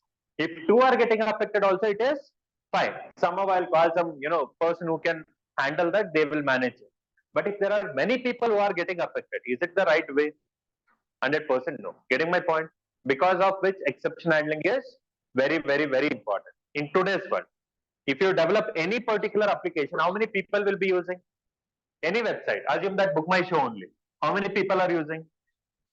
Millions or at least lakhs together are using it for sure. Am I right? It is more than lakhs, but however, considering less only, at least lakhs together. If lakhs of people are getting affected, is it acceptable? 100% no. However, exception handling was there in your C or C++ also, but normally, why it is important, you have understood. Okay, but what will happen if exception occurs? What will happen if exception occurs? That all of you should understand now. Getting my point? For you to understand that, assume that I'm taking it in C or C++. Okay, C++ or C.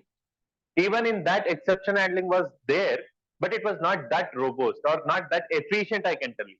Okay, but in Java it is efficient. Why? Why it is efficient? How can you say that Java is, exception handling in Java is very robust or efficient? How can you say that? How? For you to understand that here, I'll consider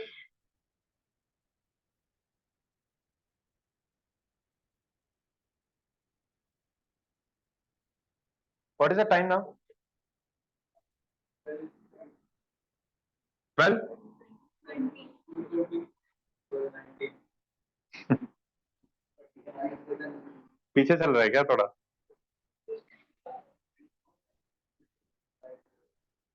हाँ, जो भी हुआ है चलेगा. However, we will take a break and then I'll come back and I'll do it. But before proceeding to that, one thing I just want to say, if you open any application nowadays, how it will work? Directly, if you are trying to check the balance, will it show it from your mobile only? Your bank account balance, is it stored inside your mobile? No, definitely it is stored somewhere else. From there it should fetch. If it has to fetch from somewhere else, very first thing that should happen is what? First, internet you leave means connection should be established to that place where your server is kept. Am I right? And once you are done with your operation, what should be done? It should be closed as well. Closing is also as important as your opening it. Why? Assume that you want to check your balance. So what will happen? Again, assuming that you are having, 1 crore as a balance. Assuming. Just assume. Okay. So then what will happen? Normally, first you will get connected to the server where your, program is running. Okay. Your bank's application, wherever it is running in which server, to that server you will get connected. Okay. Queries and all you forget. As of now, we don't need that much. We want to do some operation. Okay. You want to transfer the money itself. First, you will get connected. Whenever you open any application, it will load for some time. Loading means what? It is trying to get connected. Once it gets connected, it will fetch the data back to you and it will display that. Okay. Whenever it is displaying, you did some operation, transfer, check balance, change password, anything and everything. And assume that the connection, whatever you have established, is not closed now. Then what is the problem? Definitely, those who have a knowledge of accessing it, they can access and they can loot all your money. Means they can completely make it zero altogether. Yes or no? But anyways, there are security levels nowadays, but I'm speaking about way back. Okay, when they started it. Okay, they can access it easily and they can loot all your money. Am I right? So how to avoid it? How can we avoid it? Or what is the solution? Okay, that we should discuss. However, to discuss, before discussing that, we will take a break for some time. 12:22, 12:20 you assume. Okay, now it is 12:22. Assume that it is 12:20 and 20 minutes. Okay, means 50, 40 होगा, ठीक है? कैसे होगा? 12:20 assume करना चाहिए, इसलिए तो बोला था पहले. So assume 12:20 and take your 20 minutes break, and all of us should be here by then. Fine. I'll not close the session, but I'll keep the recording paused. Okay. When we used to choose C programming language, any idea? Whenever we used to have standalone applications, means only one device I want to use it. There is no process of running it on multiple devices. Normally, it is anyways, not a web application. Or whenever we want to develop a web application, we normally not choose C. Okay. But however, if you are developing any C program, this is one C program, this is another C program, that is another C program. Okay. Here, normally below this, what will be there? There will be operating system. Below this, there will be system crash. Here also, what will be there? Operating system, system crash. Here, operating system, system crash. Am I right? So normally assume that you are trying to run a program. Okay, in this there will not be a process of connection establishment or connection termination. There is no process. Normally process will run. Normally process will terminate. Okay. Here what will happen? In this program, you are trying to run a program. Okay. All of a sudden, in between, exception occurs. Okay. Now where it will go?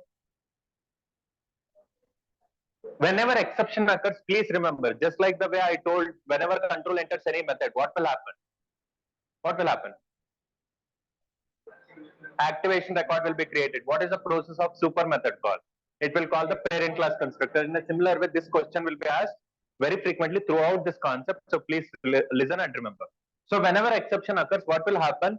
Below this, you write thousands of statements. It will not get executed. The control will immediately go out of the program. But in C programming language, what used to happen is it will directly go to operating system. Okay. Assume that operating system was successful in handling it. So it will get terminated. But these statements, was it executed? No, it got terminated. Fine. Because operating system was able to handle that. Okay. Now assume that there is one more statement, one more program. Here also exception occurred. Okay. Whenever exception occurs, what will happen in this case? Assume that it directly, as I've already told, immediately. What will happen? The control will go out of the program. Going out, where it will go? It will directly go towards operating system. But assume that your operating system is not able to handle that. Means your operating system don't know how to solve that problem. Then where it will go? It will go to system crash. Means your system, sometimes whenever you try to run the program, it will close everything. Sometimes you will lose that data. Such programs are also there which we will normally not do it. Getting my point? That is the problem in your C programming language. But in your Java, what is the speciality? Here. Please listen carefully because this is like something which is very important for all of you. And here. I think it is going out of the screen. Okay. Normally, if it is a Java application, when we will choose Java over C, whenever there is web application or whenever there is platform independence which plays a major role. Am I right? So here, normally if it is a Java application, Java program, then very first thing that what we will do is connection, establishment. Yes, in the end of the program, what we will do, whatever connection we have established, that should be terminated. Yes. In a similar way, here also, connection established, and here connection terminated. Yes. Here also, what we will do? Connection established, and here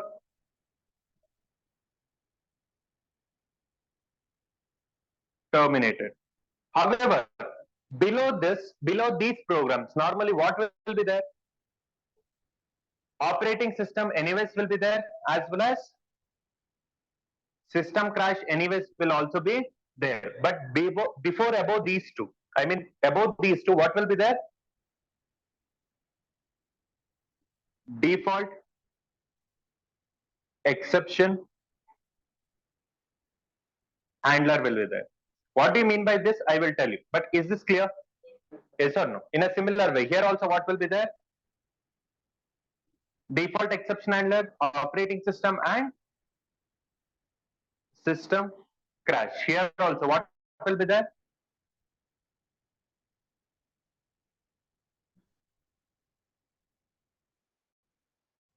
System crash will be there. Yes.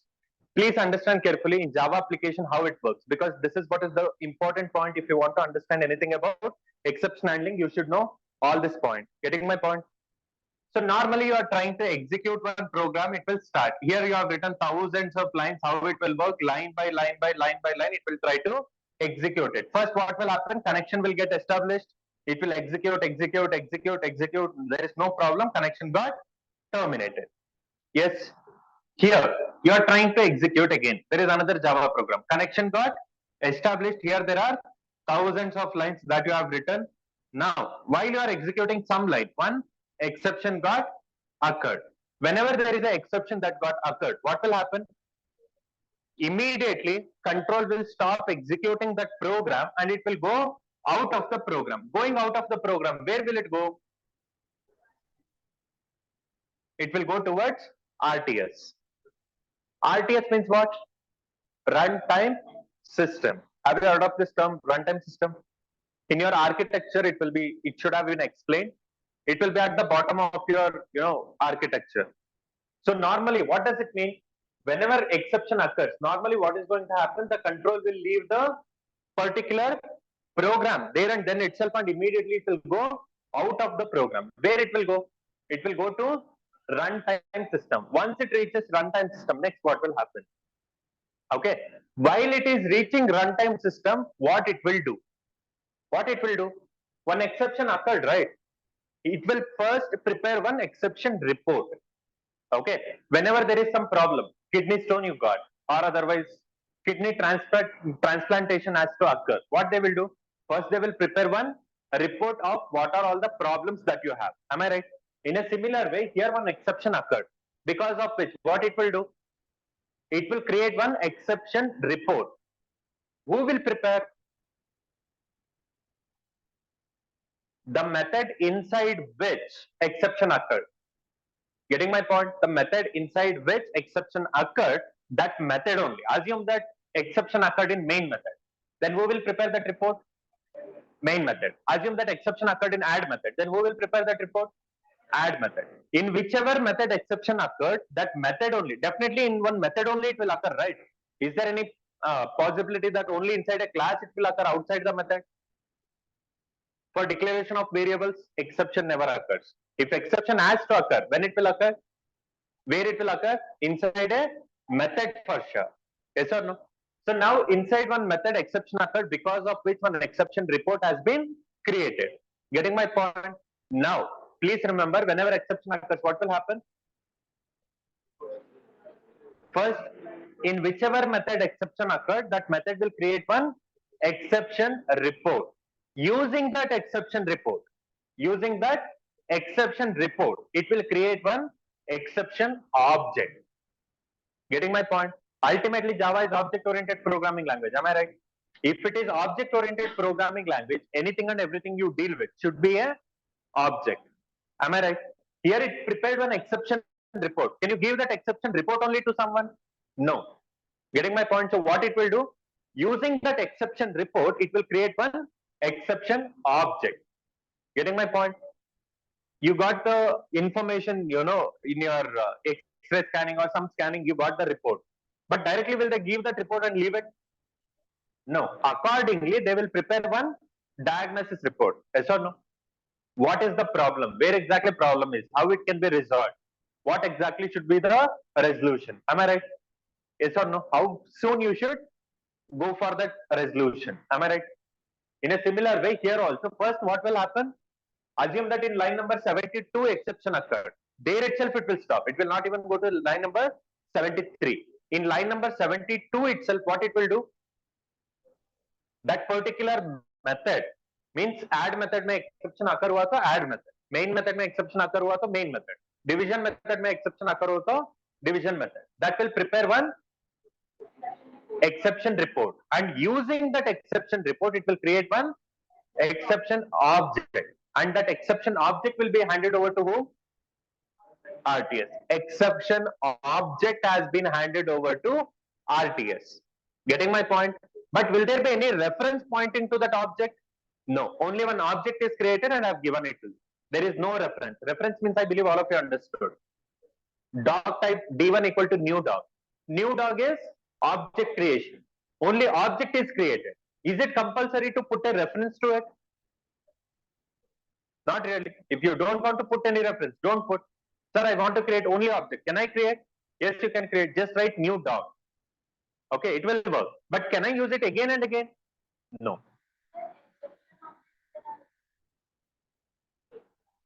Why? Oh, you should wait. Okay, as and when I proceed ahead, you will get to know. But as of now, what you can understand is the exception object has been created by same method. Getting my point? What is the statement that I'm making from the beginning of the class? Whenever exception occurs, the program execution will immediately stop. First thing. Second thing, the method in which exception occurred, it will prepare one exception report. Using that report, it will create. It will means whom? Same method. Okay, it will create one exception object, and that object has been handed over to runtime system. Getting my point? But is there any solution that I have told here? Is there any solution that I have told? No. Then where it will go? Then definitely it will check as there is no solution I have mentioned. It means if this type of problem occurs, this is the solution. I can give it here, but have I given any solution? No. I know that problem occurred, but I have not given any solution. It is a programmer's mistake now. I have not given a solution. Whenever an accident is about to happen, I have given a solution saying that airbag should open. If airbag is not opening, airbag is not there only, then whose mistake it is? Manufacturer's mistake. Yes or no? In a similar way, RTS check. Is there any solution that you have given? No, you have not given any solution. Then directly it will go to default exception handler. Okay. Default exception handler means what? In name itself it is there. Default exception handler. Whether you handle it or you don't handle it, whether you have a solution or not a solution inside a program, by default, every problem have a solution. There is a solution for every problem with your default exception handler. Getting my point? Assume that you are writing some code. You are there will be a hierarchy, right? You are there above you, team leader is there above him, project manager is there above him, vice president is there above him, president will be there above him, CEO will be there. That is the hierarchy assume. Whenever you encounter some problem, what you will do? You will tell to team leader. Assume that team leader cannot handle. Then where it will go? Project manager it will go. He also cannot handle. Then vice president, not possible. President, not possible. If any of these people cannot solve it, by default, the CEO for sure can solve it. Yes or no? In a similar way here also, any problem that comes to default exception handler, any type of problem means what? Exceptions only. Any type of exceptions that comes to default exception handler will be handled by default exception handler itself. But passing default exception handler, assume that one exception came. Passing this default exception handler, can it ever reach operating system? Never. Assuming that it reached also, can it ever reach system crash? Never ever. It can never reach your system crash. Why?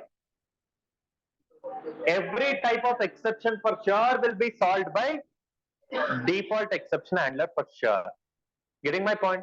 But however, here, what is missing? Connection termination. Has it happened? No. If the control goes to default exception handler, definitely there is one solution. What is that? It will solve that problem. Means at least it will handle that. solve or not, that we are not sure, but at least it will handle. Getting my point? But your connection, is it terminated? No, connection is not terminated. Is that clear? Yes or no? Next case. Next, what will happen? Assume that here some thousands of lines I have written. Okay. Now I am trying to execute. All of a sudden, an exception will occur. Whenever exception occurs, immediately what will happen? That particular method will create a report of that exception. Control will leave the method, that is true. Okay, it will go to RTS, that is also true. But do you think only control will be given to RTS? No, only control will not be given. Along with control, something else also will be given. What is that something else? Whenever control leaves the method and goes to RTS, it will not go empty-handed. RTS means runtime system. Whenever it goes to runtime system, it will not go empty-handed. What it will do? The method inside which exception occurred, it will create one exception report. Have I told you that directly it will create exception object? It will create one exception report, and then using that exception report, it will try to create one exception object. But assume that in the beginning itself, I understood, I analyzed the program, I analyzed the inputs. In testing phase, I came to know that, okay, these type of input also user may give. I don't know. I'm expecting a number, but user may give characters. I came to know that. Before giving it to user itself, I came to know. So what I will do? I will insert one user defined exception handler. Getting my point? Means as a solution, if at all, if these type of exception occur, come here and check for the solution. Here also I told you, it will check for the solution. But was it there? No. So it was going to default exception handler. But because of which connection was not terminated. But however here, what will happen? Now exception occurs. Exception object has been given to RTS. RTS will check, is there any suitable user defined exception handler, or is there a suitable solution for this problem? Means for every problem, can I give one single solution? No. For different problem, different types of solution will be there. Here, for particular problem, I have given a solution, you assume. It will check, is there any solution which can handle this type of problem? Whatever problem type is there, that type of solution, is it there or not? Is it there? Assume that I have given here. What is this? User defined exception handler. Means it is nothing but a solution. What should solution, or at least a message? Whenever you enter, characters in place of numbers, I will print one message saying that you are entering characters, please do enter numbers in that place. I can do it. So because of which, what will happen? It will come and it will scan this. Okay. Is it matching as a solution for the problem? Yes. Whatever solution you have given here, is it matching for the problem? Yes. If it is matching, it will execute this one first, and then it will also terminate the connection. Getting my point? Yes or no? What is the benefit of user defined exception handler? Observe this. What is the benefit of user defined exception handler? Program is getting terminated. Major thing. Connection will get terminated. Sir, what about this part of code, sir? This part of code is not executed. That is fine for me. Exception occurred because of user. That is fine. At least connection is terminated. You are using your phone application, something you tapped. You clicked on something, because of which one exception occurred. Okay. And because of which, if connection is not terminated like this, is it okay for you? Is it acceptable? No. Whatever you want to tap, you tap it. But ultimately, my connection should be closed. Yes or no? For that, what I'll do? I'll include one user defined exception handler. Clear with that? Online? Yes, sir. Yes, sir. Okay. Will it go to default exception handler here in this case? No. Getting my point? So normally, what is going to happen there, if you ask me, whenever exception occurs, what will happen? The method will first create exception report. Using that report, it will create one exception object, and that exception object will be handed over to, you don't tell RTS, I have written RTS because I don't want to write it again and again. That exception object will be handed over to runtime system. Runtime system, what it will do? It will check for something. What it will check for? It will check for user-defined exception handler. If it is there, assume that user-defined exception handler is there, then where it will go? It will go to this one.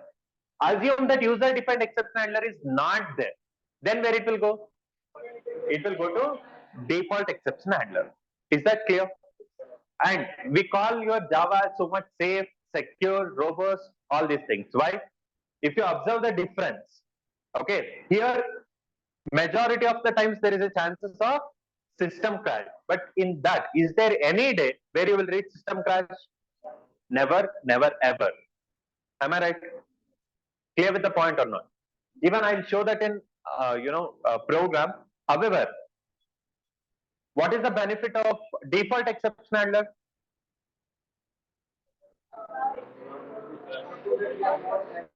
Earlier about that this type of exception will be done everywhere.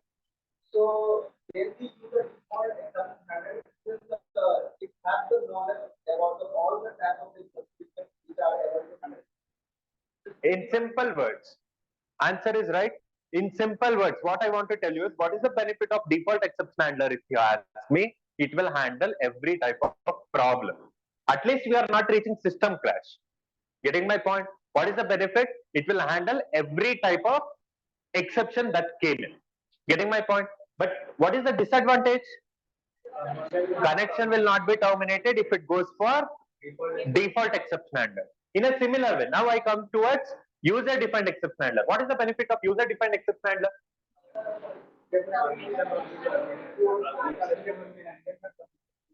Connection will be terminated, whether these statements are executed or not. But connection will be terminated for sure. These statements anyways will not get executed. But connection, has it been terminated? Yes. Getting my point? Some of you may say, sir, what will happen if I write this connection terminated here, sir? And then I'll put the solution below. You think and tell me, when will you terminate the connection? In simple words, when connection should be terminated. Forget Java program. When the connection should be terminated? Once everything is over, at last connection should be terminated. Will you put this here in between connection termination? No, right? Obviously, it will be at last of the program or at the end of the program only. Am I right? Online? Yes, Yes, sir. Is that clear? Yes, sir. clear. Okay.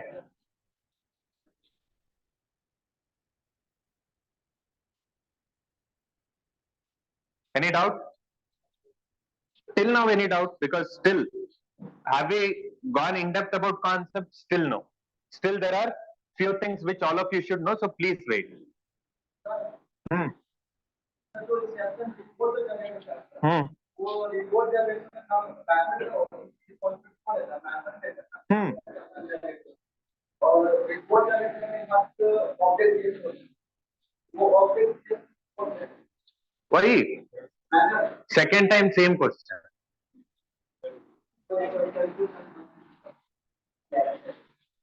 Clarity तो दे सकते हैं but बात ये है ना second time हो रहा है यही क्वेश्चन डिस्कशन तुम भी वही क्वेश्चन पूछे थे ना सेम क्वेश्चन इसलिए बोल रहा ठीक है however please listen there is no problem for me to explain it again but try to listen is my topic that's it okay so normally as I've already told whenever exception occurs first thing is program execution will stop in whichever line exception occurred there and then itself program execution will stop control will go out of the program whenever I say control will go out of the program where it will go somewhere it should go right where default runtime system it will go getting my point directly it will not go to default exception handler first it will go to runtime system will it go empty handed no whenever exception occurs where it will go we have discussed but what it will carry that we didn't discuss what it will carry whenever exception occurs the method if add method is there if main method is there whichever method wherever exception occurred it will create one exception report who will create the respective method it will create one exception report first using that report it will create one exception object okay that object will be given to RTS, that is nothing but your runtime system. Okay, what your runtime system will do? It will check for what? User defined exception handler is there or not. From where it will check? If exception occurred in line number 72, from line number 73, it will start scanning. Okay, is there any user defined exception handler? It does not mean that directly it will scan the last element. I'm not speaking about execution. I'm speaking only about scanning. It will check, is there any user defined exception handler from line number 73 itself? Because exception occurred in which line? 72. Then from 73 itself, it will start scanning, is there any user defined exception handler or not? If it is there, it will go to user defined exception handler and it will execute all the statements which are written below that user defined exception handler. Getting my point? Assume that user defined exception handler is not there. Then what exactly RTS is having now? What blindly you will answer first? Listen to question. What exactly runtime system is having? Exception object it is having. It will carry that and it will give it to default exception handler. Okay, so that it will handle for sure. There is no way that it can reject it. Clear? Okay. Next. Now we should start with one program. Getting my point? We should start with one program. Please listen to it carefully. Okay.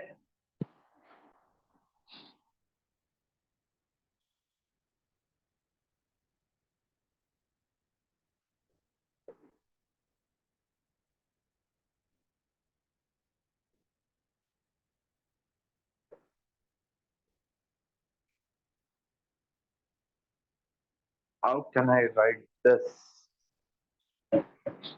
Okay.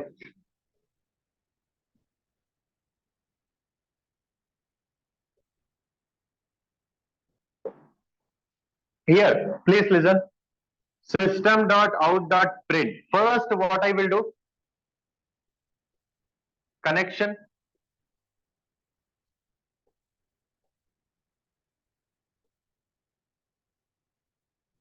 Connection established. Inside this, what is the first statement that I will say if you ask me? I want to write a program for dividing two numbers. Okay, that is the task. Now what I will do? First, I will try to display a message. Enter value of A. I want to read it. How can I read? Scanner type S equals to new scanner.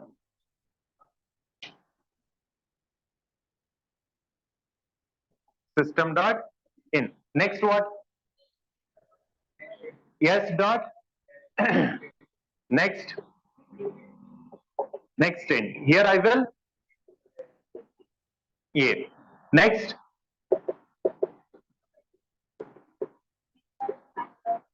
enter the value of B. Here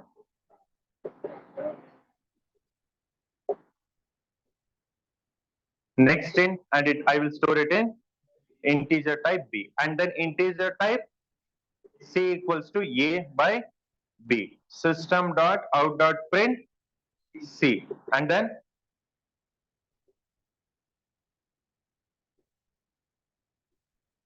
closed.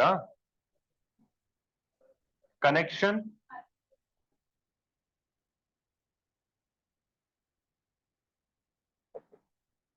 Close this. Close this. Getting my point?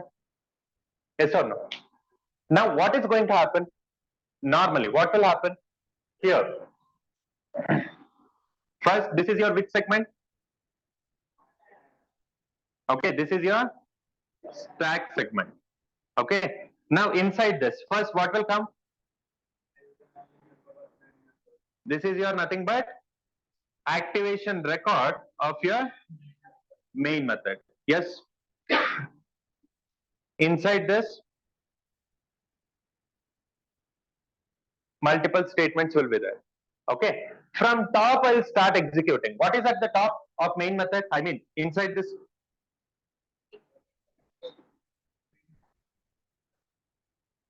At the last,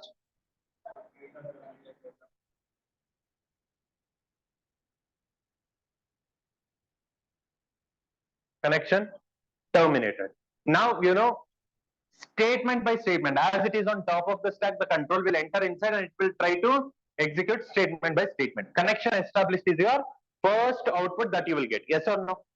Once I get this output, next, enter the value of A. Scanner, anyways, all of you know. I will try to give the input as 10. I'll try to give the input as 10. Next, what? That will get stored in A. Enter the value of B. Okay. I'll try to enter the value of B as 10. Getting my point? Next, what will happen? A by B. 10 by 10. Equal to operator. So first it will go to right side. 10 by 10 it will do. So what output? 1. Okay. 1 will get stored in C. And I will try to print C. So I'll get the output as 1. And then I'll try to terminate the connection. So I'll get the output as connection terminated. What is this, sir? This is nothing but, see, whenever you have developed any application and give it to user, there might be a chances that there will be two cases. Which are those? One is a valid user who will give all the valid inputs only, knowing the application. There is another user who will definitely give invalid inputs even after knowing the application or without knowing the application. Yes or no? Yes. So now this is one such user who have given the valid input. So will there be any problem? No. Activation record completely got executed. As the control left the method, this activation got deleted. Next scenario. Again, it will start from top. Connection established. Value of A. I will store it in A as 10 only. What about the value of B? User will enter it as 0. Immediately, what should happen? Sorry? User have given the denominator as 0. Immediately, what should happen? Execution should stop. Exception should occur is what all of you will say. But you think and tell me, I have accepted the value. But did I do any operation? Have I came here till now? What will happen? Here what will happen? You tell me first. Nothing will happen. It will accept the input and it will store it in B. Storing the value 0 in B, will it create any problem? No, it will not create any problem. You can store. But whenever you try to do this particular operation, that is, numerator is 10, denominator is 0. Whenever you try to do this particular operation, immediately what will happen? Exception will occur. Now, while you are executing this, what happened? One exception occurred. Okay, where it occurred? Inside main method. Immediately what will happen?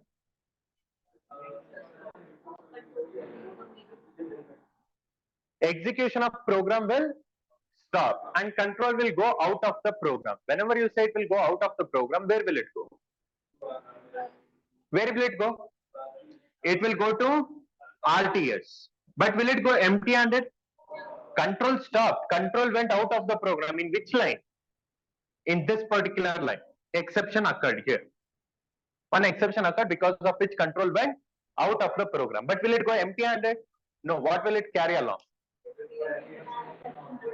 Sorry?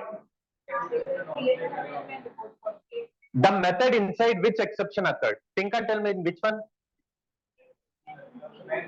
Inside main method only exception occurred. What is the method name? Main. The method in which exception occurred, it will create one exception report. What exactly that exception report will be having? Sir, we don't know that, sir. It will be having the exception report something like, line number will be there. Exception details will be there. Details like what, sir? Name of the exception in that category. Which exception particularly? Description of that exception. These things will be there. In which method it occurred. In which line number it occurred. All these details will be there in your exception report. Next what? Using that exception report, it will create one exception object. That object will be handed over to RTS. Okay. Now RTS will start scanning. From where? From immediately next line, whichever is there in immediately next to it, there it will start scanning. What it will start scanning? Is there any user defined exception handler, or by programmer himself, have we given any solution to it or not? Have I given any solution in this program? No. So what it will do? It will directly go to default exception handler. It will handle that and it will give me the message, respective message. According to what it handled, what was the problem, it will give the respective message. But however, what is the problem here? Connection is not terminated. Why? The control directly went to default exception handler, because of which this connection is not terminated. Is that clear till now? Yes. We shall see it how exactly it looks like, and then we will try to come back. Okay.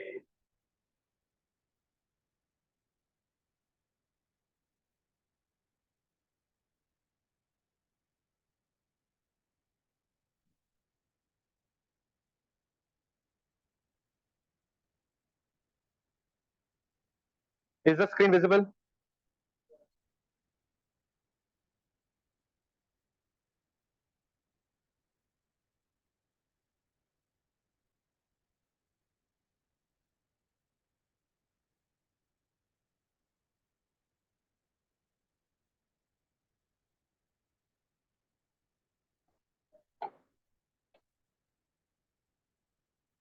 Okay. So now what I'll do, I'll try to remove this one. Here, this is what is the code I have written inside this system.out.println. Is the screen visible? Connection established, and then system.out.println.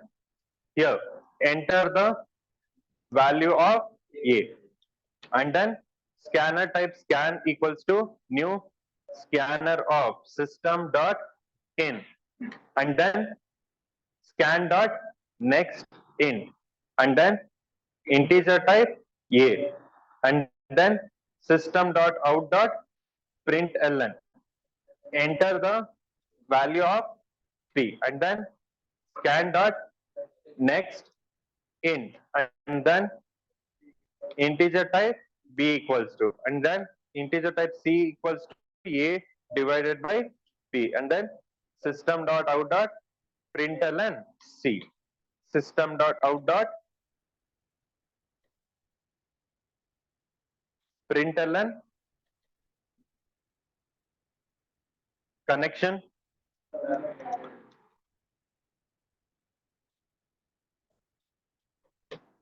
yes or no? This is what the program that we have written. Next, what will happen if you ask me? As I've already told, okay, let me show it here also. Okay, it is not downloaded. I'll download it and show it. However, I'll save this. I'll try to run it. Okay, your scanner I've not imported. I'll close it.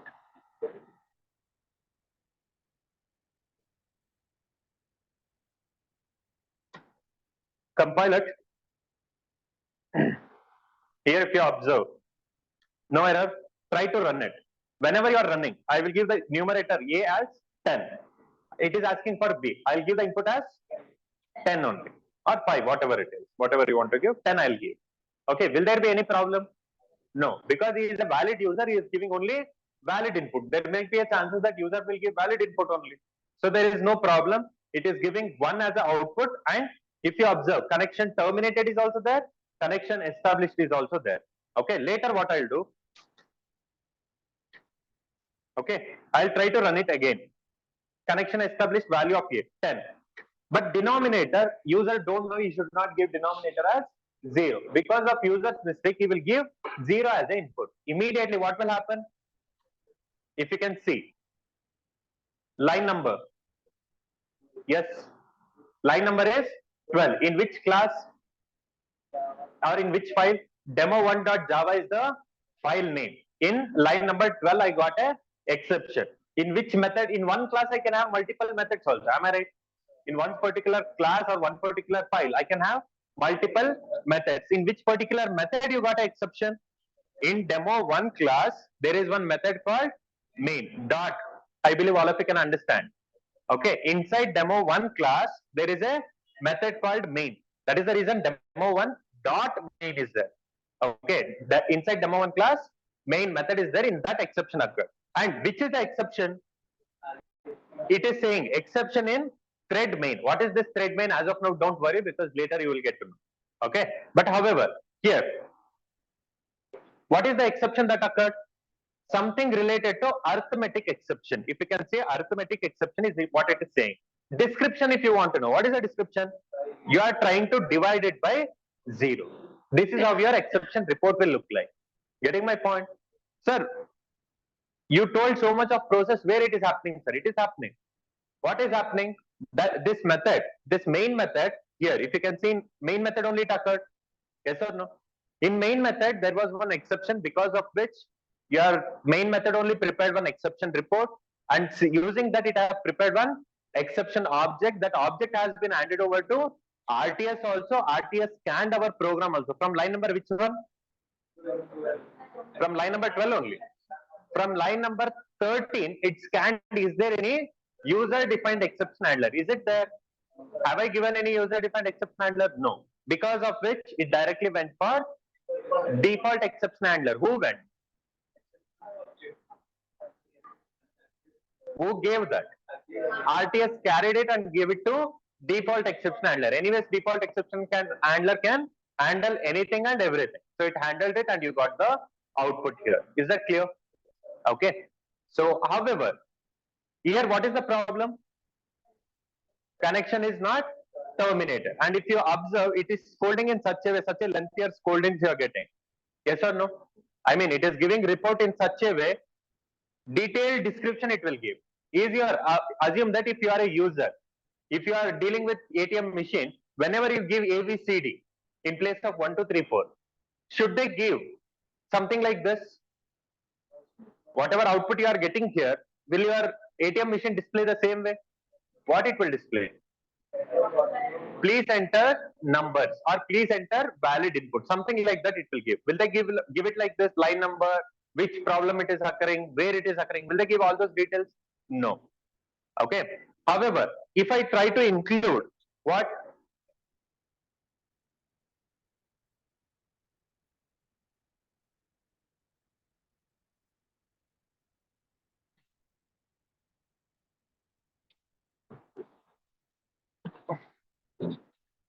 Assume that I want to include one user defined exception handler. Getting my point? How to include, from where to include, sir? Now you think and tell me, which is the statement here in this program which is creating a problem?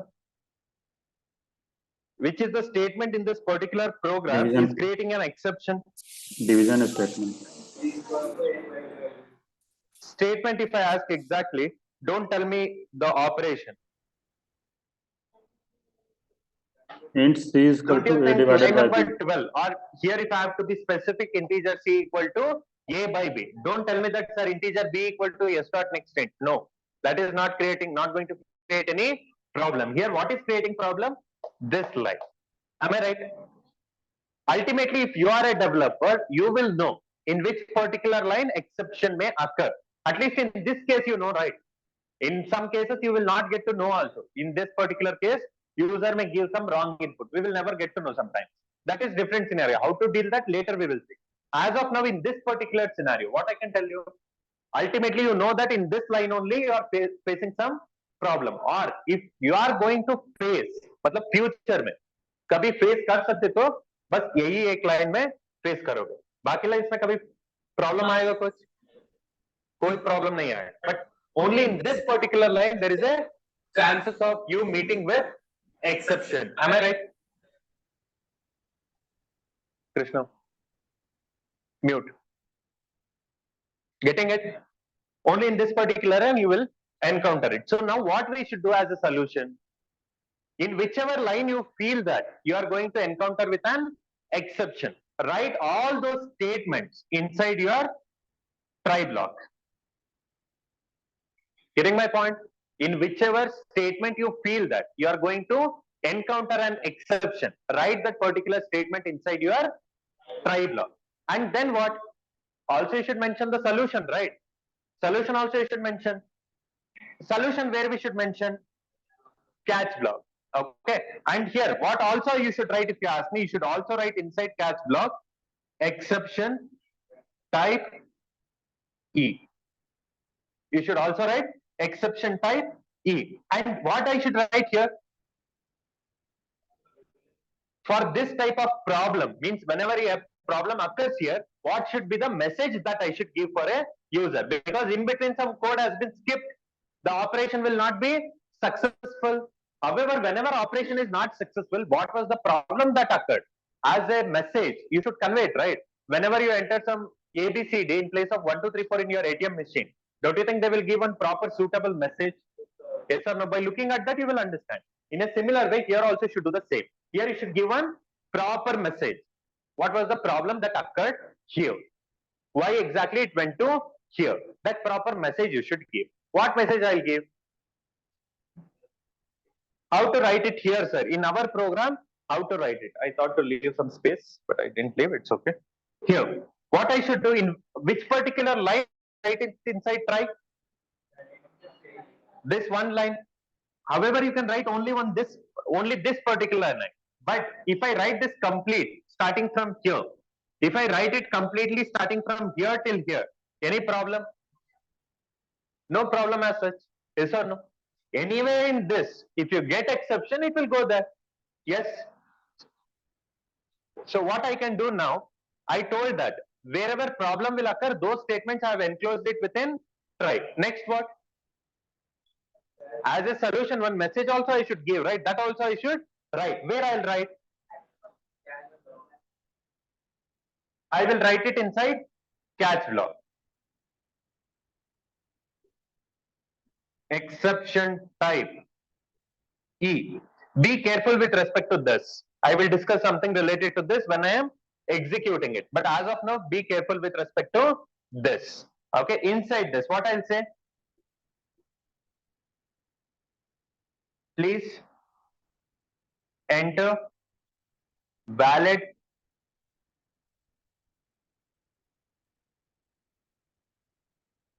denominator. Yes. And then I'll close this. After this, what I should write? After this, what I should write? System.out.print. I will also say connection terminated. Close this method, close this class. Catch has been closed here, method is closed here, class is closed here. Some of you, previously I told, just like that way. Think and tell me, should I write this connection termination here? 100% no. Then what is the use of this one? Connection, when you should terminate? At last of the program or at the end of the program only. Getting my point? However, you can include the solution in between. Getting my point? Yes, no. Yes. And if I try to do this, what will happen? Again, here one exception occurred, because of which control will go out of the program, and method in which exception occurred, it will create one exception report. Using that report, it will create one exception object that has been handed over to RTS. RTS will start, is there any exception handler below this line? Is it there? Yes, here it is not there, but definitely here it is there. Getting my point? Yes or no? But again, as I've already told, what exactly your RTS will be having?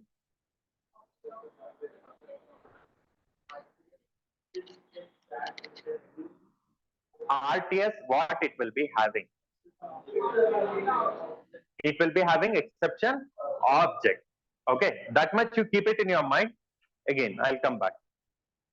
Am I creating exception object? No, who is creating it? Main method is creating. Is it required for a main method to give one reference also for that object? No, it is just creating one object. There will not be any reference, and it has added over to RTS. Okay, now you check. Here, what I'll do, starting from line number here, try. Okay. If I write try, click enter. Sorry, just a minute.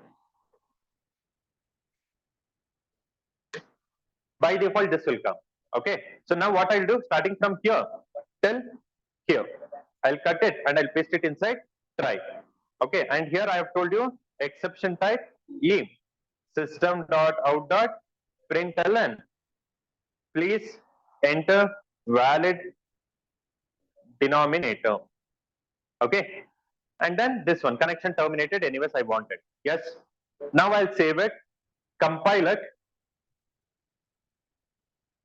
See that catch block. Normally, will it get executed? Will it get executed? 100% no. As I've already told, catch block will only work whenever there is an exception in your try block. Getting my point? Please observe. Now it is asking connection established. Enter the value of A 10. Value of B 10 only. Okay. Because of which, will there be any problem? No. Connection terminated is coming, but anywhere did I get? Please enter the valid denominator. Till now I didn't get. Means catch block as of now is not working, not getting executed. Clear? Now I'll try to execute again. Value of A 10, B 0. I'll try to write the value of B as 0. If I try to give the value of B as 0, now what will happen?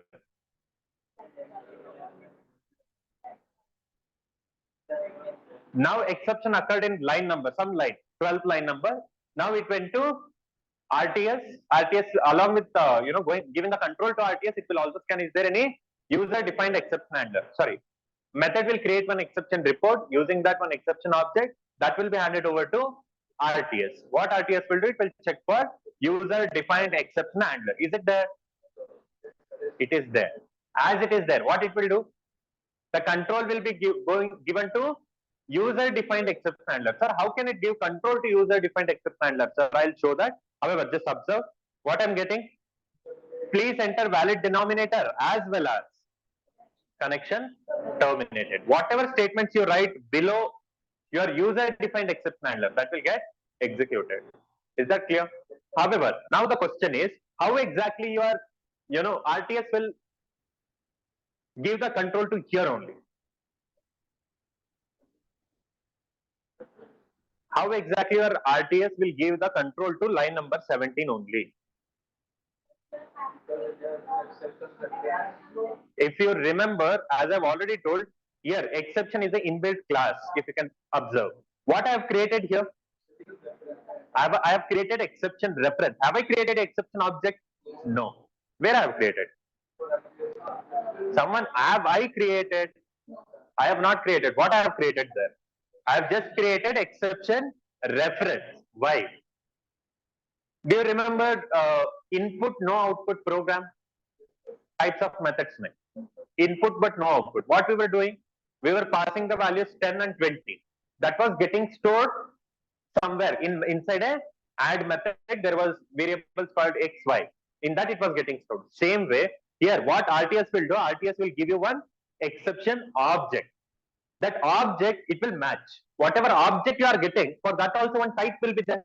Yes or no? If I have created one object, definitely there should be one type of that. What I am doing, what exactly it will do? That type, is it matching with this reference? Getting my point? What is the type of exception that you got previously, if you remember? Arithmetic exception. So what this method will do? This method will create one arithmetic exception object. Okay, and it will give it to RTS. Getting my point? Now it will check, can this handler, okay, can this handler handle arithmetic exception object or not? Can I store arithmetic exception object inside exception type object? Definitely yes. Why and how, sir? If you remember, I have told you in your encapsulation concept, for every class, which is the parent class? Object class. In a similar way, for every exception, which is the parent? Exception itself is the parent. If you can see, what is the type here? Exception. Means what? Any type of exception that comes can be handled by parent type exception, that is exception itself. Getting my point? Exception, capital E, exception is the parent of every type of exception that occurs in your program. Clear with the point or not? So any type of exception that comes here, can it be stored here? Definitely yes. Clear with the point? Okay. Sir, is it really true that it is getting stored? If you have doubt, please check here. What I'll do is, I'll just try to print E. I'll just try to print E. What is that E here? Reference, right? As it is a local one. Don't you think it is a local reference? Local. Whenever I try to create a reference which is local, will there be any value present inside that? If I create an object and if I try to assign it for that reference, then there will be some address. Yes or no? But have I created any object? 100% I have not created any object. Only reference I have created. If I write it like this, there will be an address also. But what I have written, is there any object I'm creating? No, only address is, sorry, reference is what I'm creating. So will there be anything present inside that? As of now, no, nothing will be there. But still, if I try to print, what I will get? Whichever object your RTS have given. RTS was having one exception object, right? Who gave that exception object to RTS? That method in which exception occurred. That method gave that exception object to RTS. RTS will scan. Is there any user defined exception handler which will match? How it will match? Your object type and your reference type, if it is matching, it will store it here. Getting my point? If it is really stored, if I print E, I should get that exception object. Am I right? Yes or no? You just check here, compile it, no errors. Try to no errors, obviously. It should not be. But however, if it is there, we should modify it. No errors. But who is the parent for arithmetic exception again? Exception itself is the parent. Please check. That is the reason. If you remember the concept of polymorphism, that is the reason I told don't deal only with that particular class. Remember it in such a way. I told you at any point of time in your polymorphism concept, I told you the statement. At any point of time, if I create reference of any class, which all objects I can store inside that? Object of that particular class as well as all the child classes which comes under that particular class. Yes or no? So now I have created the reference of which type? Exception type. But now I am storing which exception? Arithmetic exception. How it is getting stored? Because exception is the parent of arithmetic exception also. All the exception, which means arithmetic exception is also a part of it. Can I store arithmetic exception object in exception type reference? Yes. Why yes? Because exception is the parent of arithmetic exception. As I've already told, please remember at any point of time, if I create any reference, which all objects I can store inside that? That particular class objects itself and all the child objects. Here I am able to store arithmetic exception object. Why? Because arithmetic exception is the child of exception class, or otherwise exception is the parent of all the other exceptions. If you observe, 10 I'll give, 0 I'll give. Please check here. Please enter the valid denominator. Till here it is fine. What is this one? Whatever E I have printed. Is it printing line number here? Is it printing in which class it is? No. It was having one object. That object was given to E. Only that much it is printing. Clear? Why I am showing you this is because, is there really an object coming in, sir? Is there one object really given to RTS, sir? Really, yes, because of which it is getting stored here. If it was not there, then definitely whenever I print here, nothing should have been printed. But it is printing the details, right? Which object is given? Yes or no? So that is what is getting printed here. Is that clear? Any doubt? Clear or not? Till here, all of you. So, however, what is the difference between your default exception handler and what is the difference between your user-defined exception handler, if you ask me?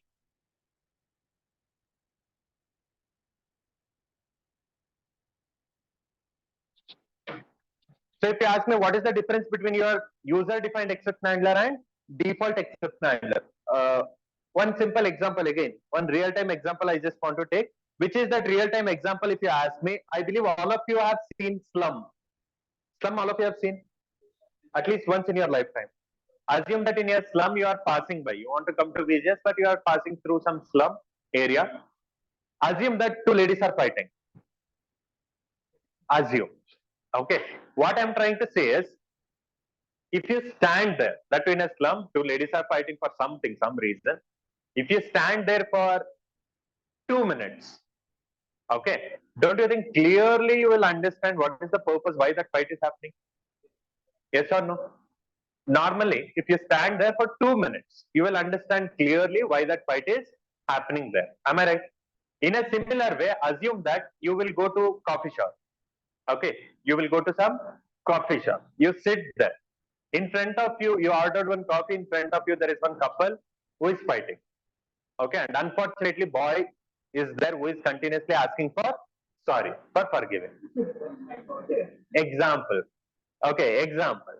I'm just taking it as an example. Is continuously asking, so you just wanted to know what is the reason. Okay, you will say you will order one coffee, finish. Still you don't know the reason. You will order second coffee, you will still sit, wait. You are waiting to know the reason. Will you get to know? Still you are waiting. So much confident. Still you are waiting.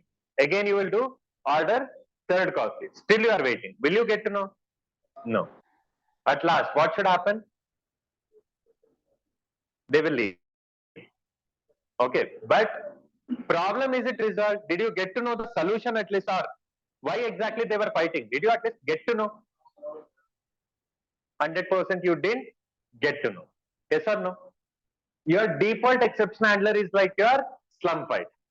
What I'm trying to correlate here is your default exception handler is more or less like your slum fight. Means if you see that report by default exception handler, immediately you will get to know what is the problem, where is the problem, in which class, in which method, anything and everything, description, everything you will get to know.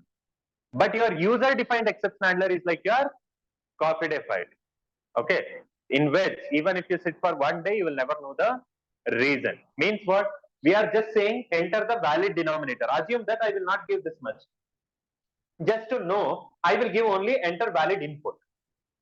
Okay, for this one also it will give enter valid inputs only. If I do commit some other mistake, for that one also it will give enter valid input only. For every type of mistake, it will give same message, that is enter valid input. Getting my point? But default exception handler, properly what mistake, where it occurred, when it occurred, in which line, everything it will give. Getting my point? What is the benefit of default exception handler? It will give a proper message about the exception that occurred. Yes or no? But what is the disadvantage of default exception handler? It will not terminate the connection in a normal way. Am I right? What is the benefit of user defined exception handler? Whatever was the disadvantage in your default exception handler, that will be the advantage here. What is the advantage? Connection will be terminated. What is the disadvantage of your default exception handler? Connection was not getting terminated. Default exception handler, proper message we will get, no? Disadvantage I'm asking. What is the disadvantage of default exception handler? Connection will not be terminated. Exactly opposite to that will be the advantage of your user defined exception handler. Means what? What is the benefit of user defined exception handler? Connection will be terminated for sure. But what is the disadvantage? For every type of mistake that you will commit, you will be getting the same output. How can we overcome that? There is a solution. Okay, how to overcome that? Definitely there is a solution. But did you understand what is the use of user defined exception handler and default exception handler? Yes, no. Is that clear till now? Online? Yes. Yes. Please wait for a while.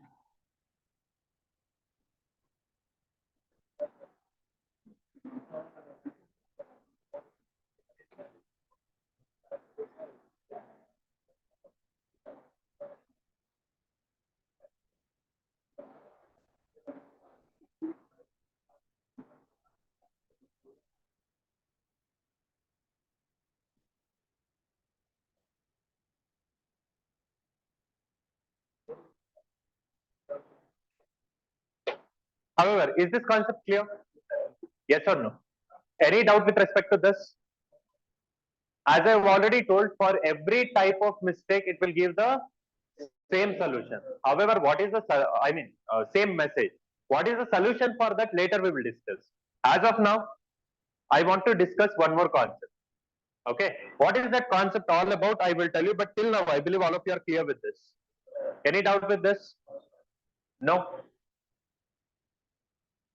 Again, I am telling you what is the solution for this one. For every type of mistake, it is going to give the same message. Whenever I tell you every type of mistake, what is that every type of mistake? Hopefully today I'll not discuss that. I'll discuss tomorrow. Okay, which are the different types of mistakes that you can encounter? That I'll discuss tomorrow. However, I just want to ask one question. FS22. Custom exception, is it done? How to create user defined exception? Done? Okay, then it will be easy for me.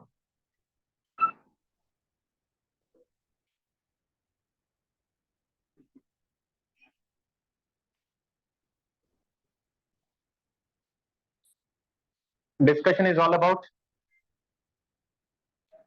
family problem, huh? Smart answer.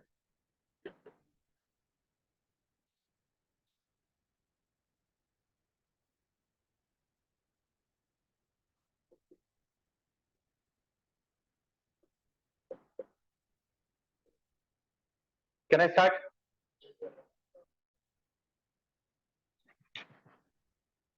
Let this be there, connection established and connection terminated, let it be there. However, here I'll try to consider one more class. Here I'll consider class demo 2. Inside this, void fun 2. Inside this, what I'll do? I'll try to create an object of demo 1 equals to new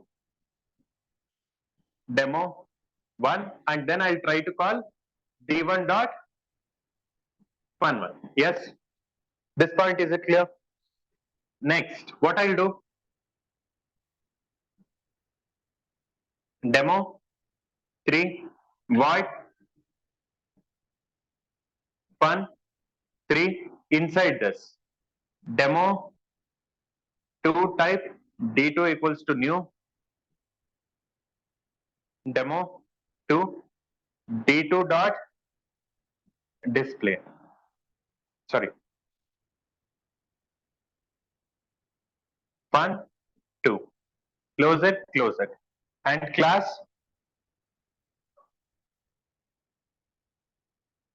launch demo. Inside this,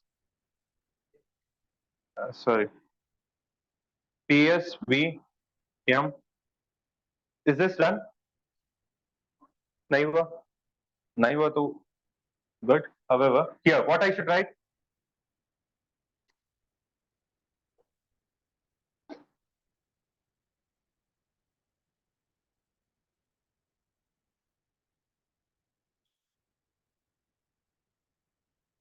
And then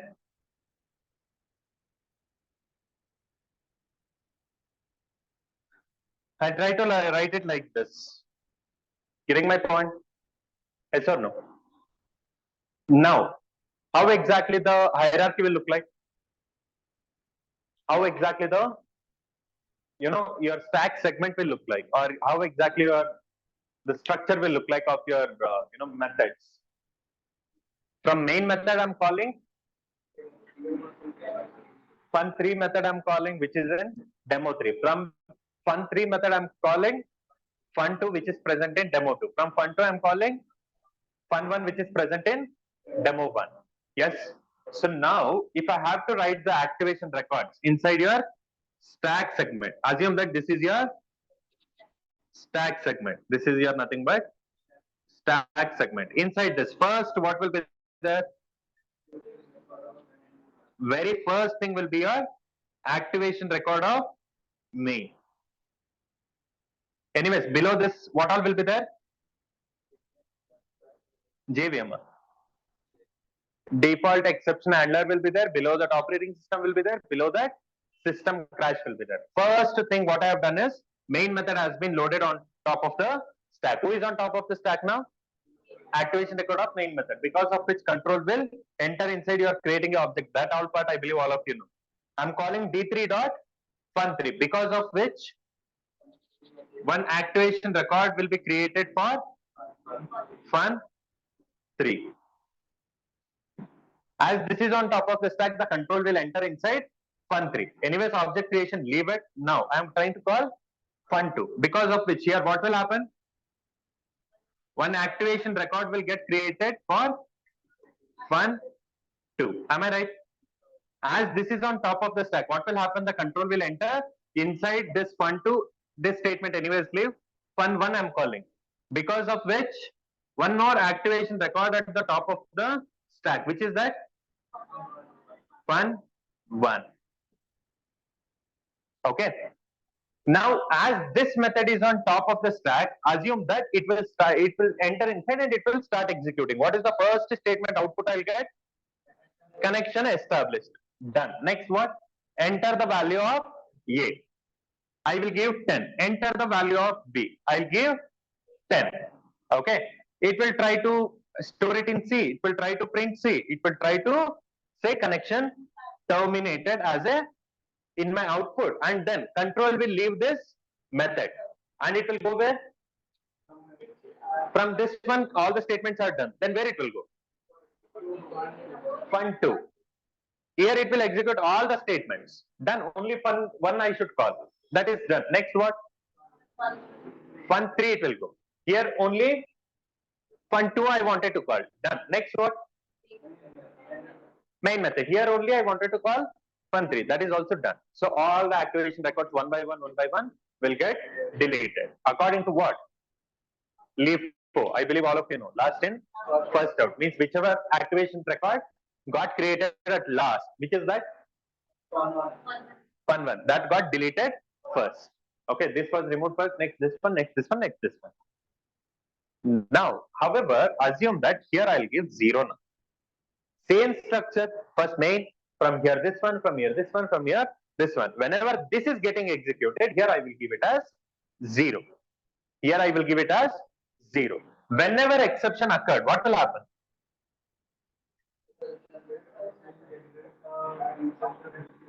Forgot already. The control will leave the method. Then who will generate? Is it main method? The method in which exception occurred. From there, it will create one exception object and it will hand over to RTS. But anywhere here, have I mentioned any user-defined exception handler? No. Because of which, where it should go? Default exception handler is what you will think. But unfortunately, it is no. Because it is quite simple. As I have already given you one example, that is, you are there who is an associate or a fresher level. Above you, there will be a team lead. Above team lead, there will be project manager, then vice president, then CEO. Even in between, there will be many other people. CTO will be there, other people. Least bother. Ignore. Okay. Hierarchy is something like associate is there who is a fresher, team lead, project manager, vice president, president, CEO. Okay. If you cannot, whenever you are doing some task, okay, if you cannot solve the problem, one person is there for sure who will solve the problem. Who is that? CEO. Will you directly take that problem to CEO? Will you ever directly go to CEO and show, sir, my code is not working? Is it even practical? Where you will take it? Team leader, you will take it. Sir, I am getting one problem. I am unable to solve it. Can you solve it? He will check it. If he cannot solve, will he directly take it to CEO? What he will do? Again, he will take it to project manager and check if he can solve. He also cannot solve it. Then it will go to vice president. Vice president also cannot solve. Then president. President also cannot solve. Then it goes to CEO. Directly from fresher level, it will not directly go to CEO, right? In a similar way here also. Here also it will work in similar way. How, sir? We checked it here. Whenever they were dealing with this particular method, user gave the input as 0. Because of which in this particular line, exception for sure will occur. Yes or no? Means while executing this particular method, one exception occurred for sure. Whenever exception is there, immediately that line will, means wherever exception occurred, there itself it will stop and control will go out of the program and it will be given to RTS. But will it go empty-handed? No. What will happen? Wherever exception occurred, in that method, one exception report will get generated. Who will create? That respective method will create that. Using that report, the same method will also create one exception object, and that exception object will be handed over to RTS. What your RTS will check? RTS will check, is there any user defined exception handler? Where it will check? Just below the line here. Am I right? Here, have I given any user defined exception handler? No. Because of which it will check here. As it will check. Is there any user defined exception handler? No. If it is not there, it will not go directly to default exception handler. Rather, it will go to the person who have given them the task. You think and tell me, control came here. That is true. Now comes the question, who is the caller method? Who is the called method? Okay, which is the called method here? Fun1 is the called method. Say, if I am calling you, I called whom? You. Okay, assume that A is calling B. Okay, who is called here? B is called. Who is calling here? A is calling. Similar way, Fun1 is called here. But who is calling Fun1? Fun2 is calling. So if there is no user defined exception handler here, directly it will not go to default exception handler. It will go to caller method. Who is the caller method here?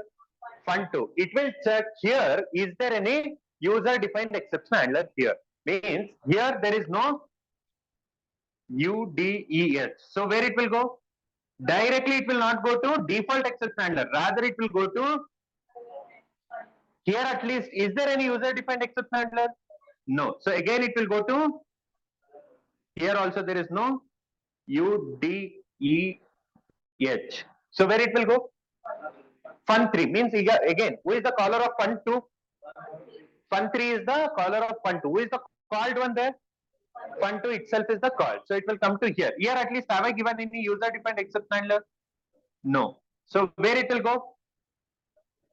Called method. Who is the called method for Fun3? Main. If you observe, who is calling Fun3?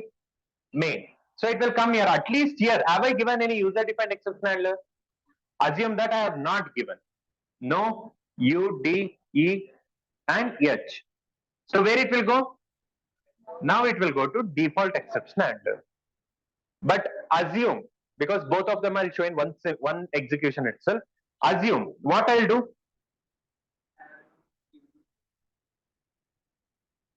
I will try to add one user defined exception handler here. So what will happen? It will immediately come here, it will try to execute this and it will terminate normally. It will never go to default exception handler. What I'm trying to say is, previously I told you that whenever exception occurs, RTS will check, means object it will get. After getting, it will check is there any user defined exception handler or not. If it is not there, we discussed that directly it will go to default exception handler. But directly it will not go. It will check in caller method. Okay, whosoever called that method, it will check there. Is there any user defined exception handler or not? Is it there? No. If it is not there, then it will go to default exception handler. Means all the callers one by one it will check. Okay, means from you will check in team leader. From team leader, they will check in project manager. They will check in vice president. They will check in president. They will check in CEO at last. If no one is able to solve it, then it will go to CEO. Is that clear? Same way here also. Quickly observe this.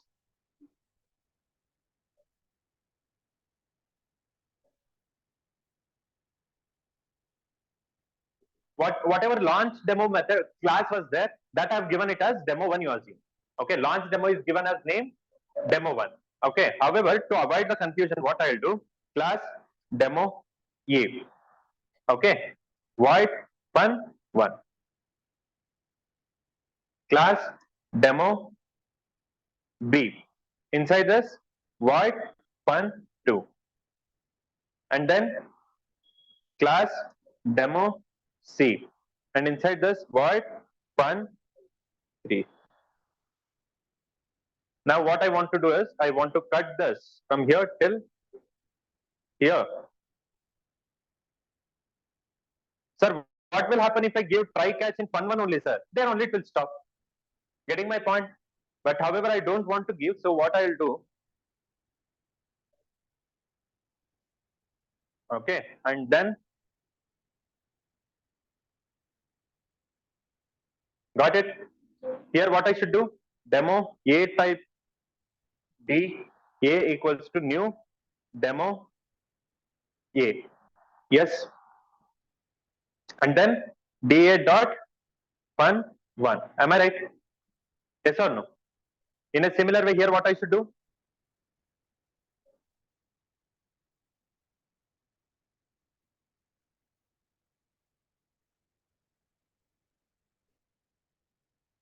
Yes. Here what I should do? Okay, this one also.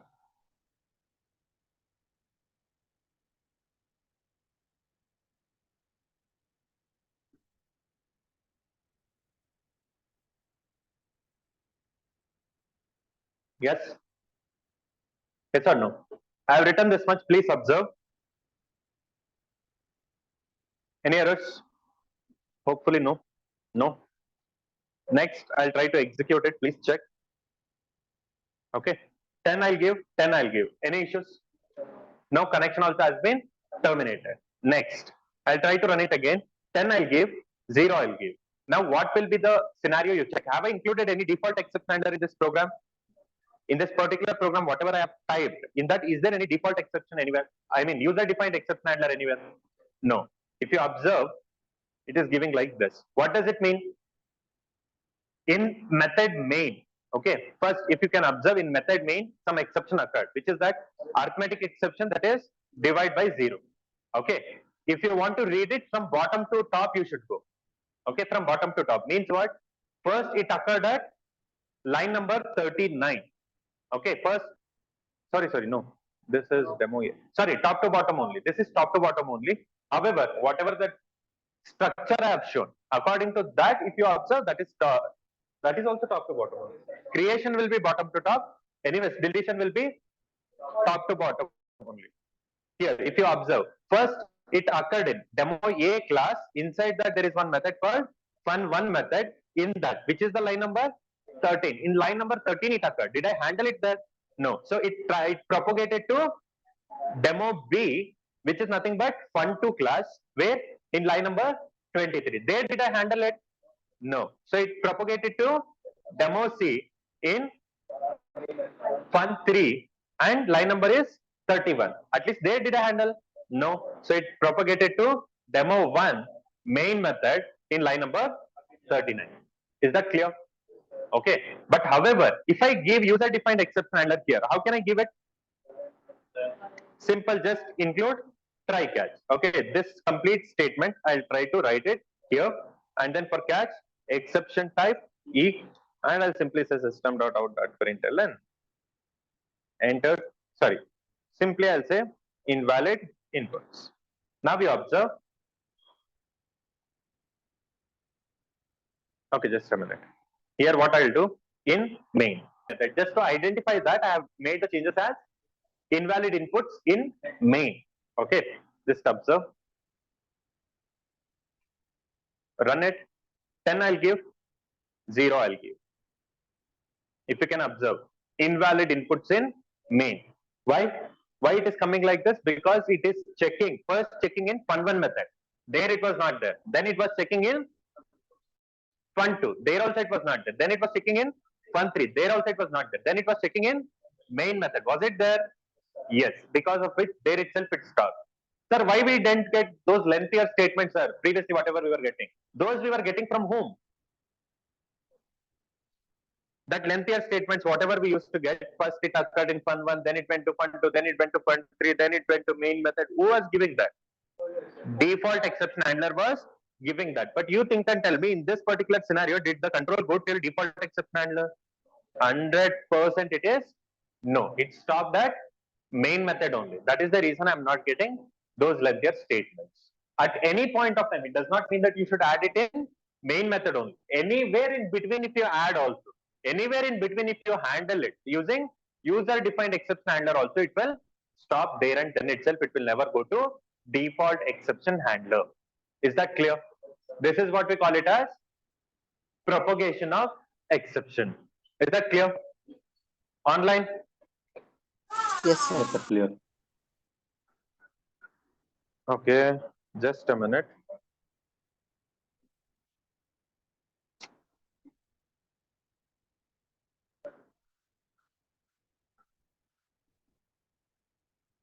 Okay.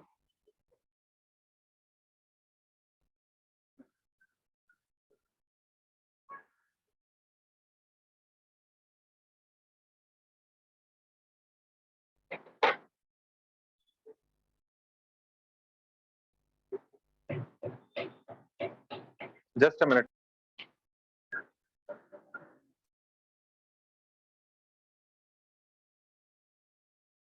please try to mark a flow here also. Okay, whatever flow we have done, definitely there is a flow here. Very first thing, what do you mean by, I mean, error and exception, are they same or different? What do you mean by exception? What do you mean by compile time error? What do you mean by runtime error? That was the first thing. And why exception handling is important, because many people will get affected in today's world if we don't handle it. But way back in 1970s, 80s, not exactly exception will be useful. I mean, exception handling will be useful, or how?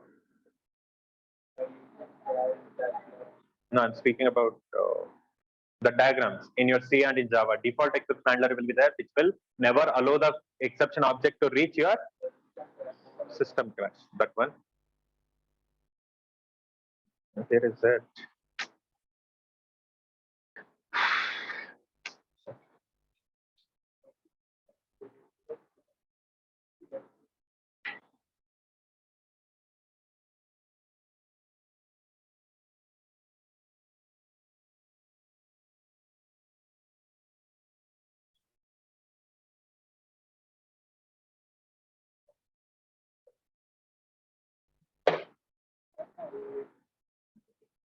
Here, all of you watch it.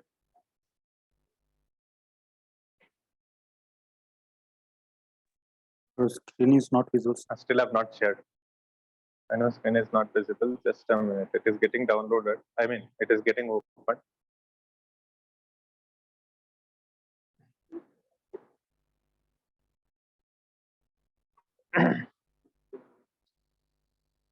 Which means you guys sure, is that even possible? You can wind up, but until and unless I'll finish, I'll not finish the whatever the target that I have set, I'll not wind up. You can wind up if you want. Screen visible? Check it. Visible, na? So here, see, yesterday holiday was there. I mean, I didn't take the class. Day before yesterday, whatever. 2 days time I have given, right?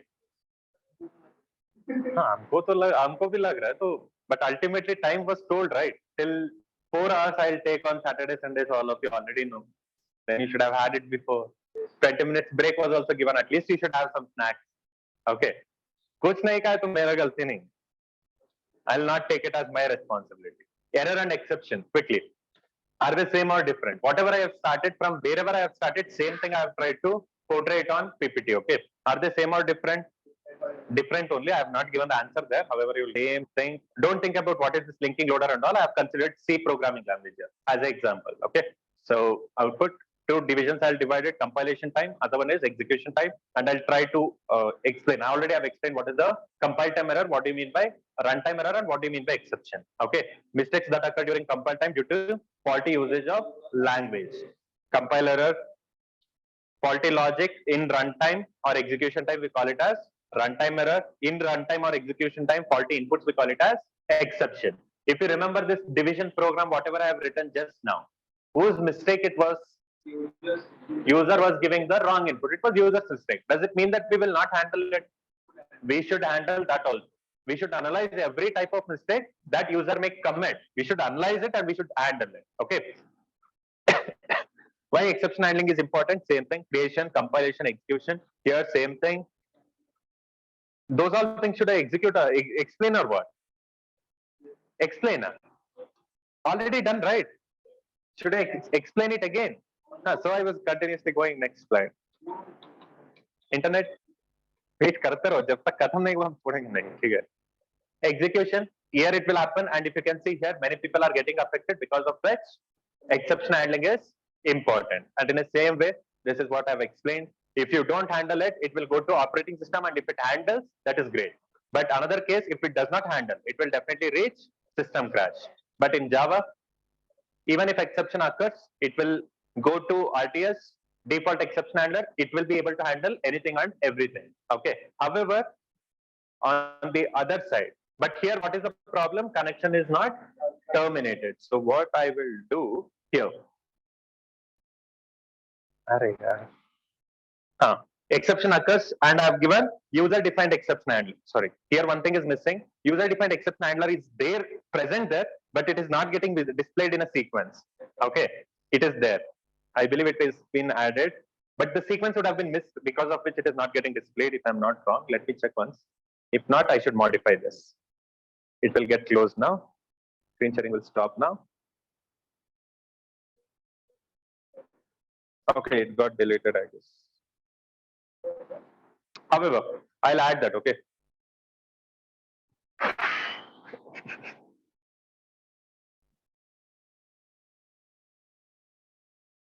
This one, you just leave it. This one, you just leave it. I'll just modify it. If user-defined exception handling is there, handler is there, then it will go to UDEH, not directly DEH, okay? Next, this is, if I write one program and if I give normal input, please observe, I will upload it and it will go to first user, okay? Here, what exactly user will do? What is the input here? Numerator is 100, denominator is 10. Okay, then definitely there is no problem. Properly, I'll get the output. However, on the other computer, means other user is there. User will enter 100, but user will enter denominator as 0, which means definitely there will be an exception. And whenever exception occurs, what will happen? I believe all of you still remember that. Yes. Whenever exception occurs, method will prepare exception object, because report one, we can't show it. What report is getting prepared, so I have not added that. However, method will create one exception object, and method will hand over exception object to RTS. What your RTS will check? If user defined exception handler is present or not. If it is present, then it will go to user defined exception handling. If it is not present, then it will go to class program, previous one which I have done. Okay. Exception occurred in fun1. There is no handler in any of these methods. Then from here, it will go to fun1. It will check, is there any user defined exception handler or not? If it is not there, it will go to 3. Here also it is not there. Then it will go to main method. Here also it is not there. So it will go to default exception handler. Clear? On the other side, now what I will do, I will include one handler. Where I'll include? Fun1, it occur handler. Fun3, no handler. Main method. Here I will give user defined exception handler, because of which it will be handled there. It will not even go to default exception handler here. Can you see? Is it going to default exception handler? No. Till here it is 1. Going ahead, still there are there. But however, again, I'm thinking to give this PPT, in a form of PDF itself. Because these animations will not work anyways. In a format of video, can't watch it. You should listen to class. Why I'm telling this exception handler, which was missing in third program, sir, that boxes, whatever you have written. See, in the process of adding bars here, for each one star animation, if you just slide show it, I have explained. In same sequence, it should come. Here, I'm not doing it slowly because here, just observe. First, activation record of main method, then activation record of fun3, fun2, fun1, and then it occurred. Okay, because of which it will go to RTS, check, not there, go to fun2, check, not there, go to fun3, check, not there. In a sequence, I should do it. In a process of doing it, here and there, modification for whatever the mistake I have committed. I'm just saying that it will happen. That's it. Okay. Without wasting much of your time, you guys can leave. Okay. I believe till here it is clear. I know that it is taking more time, but as I've already told, I should take it. No other options. You can leave. Thank you, everyone.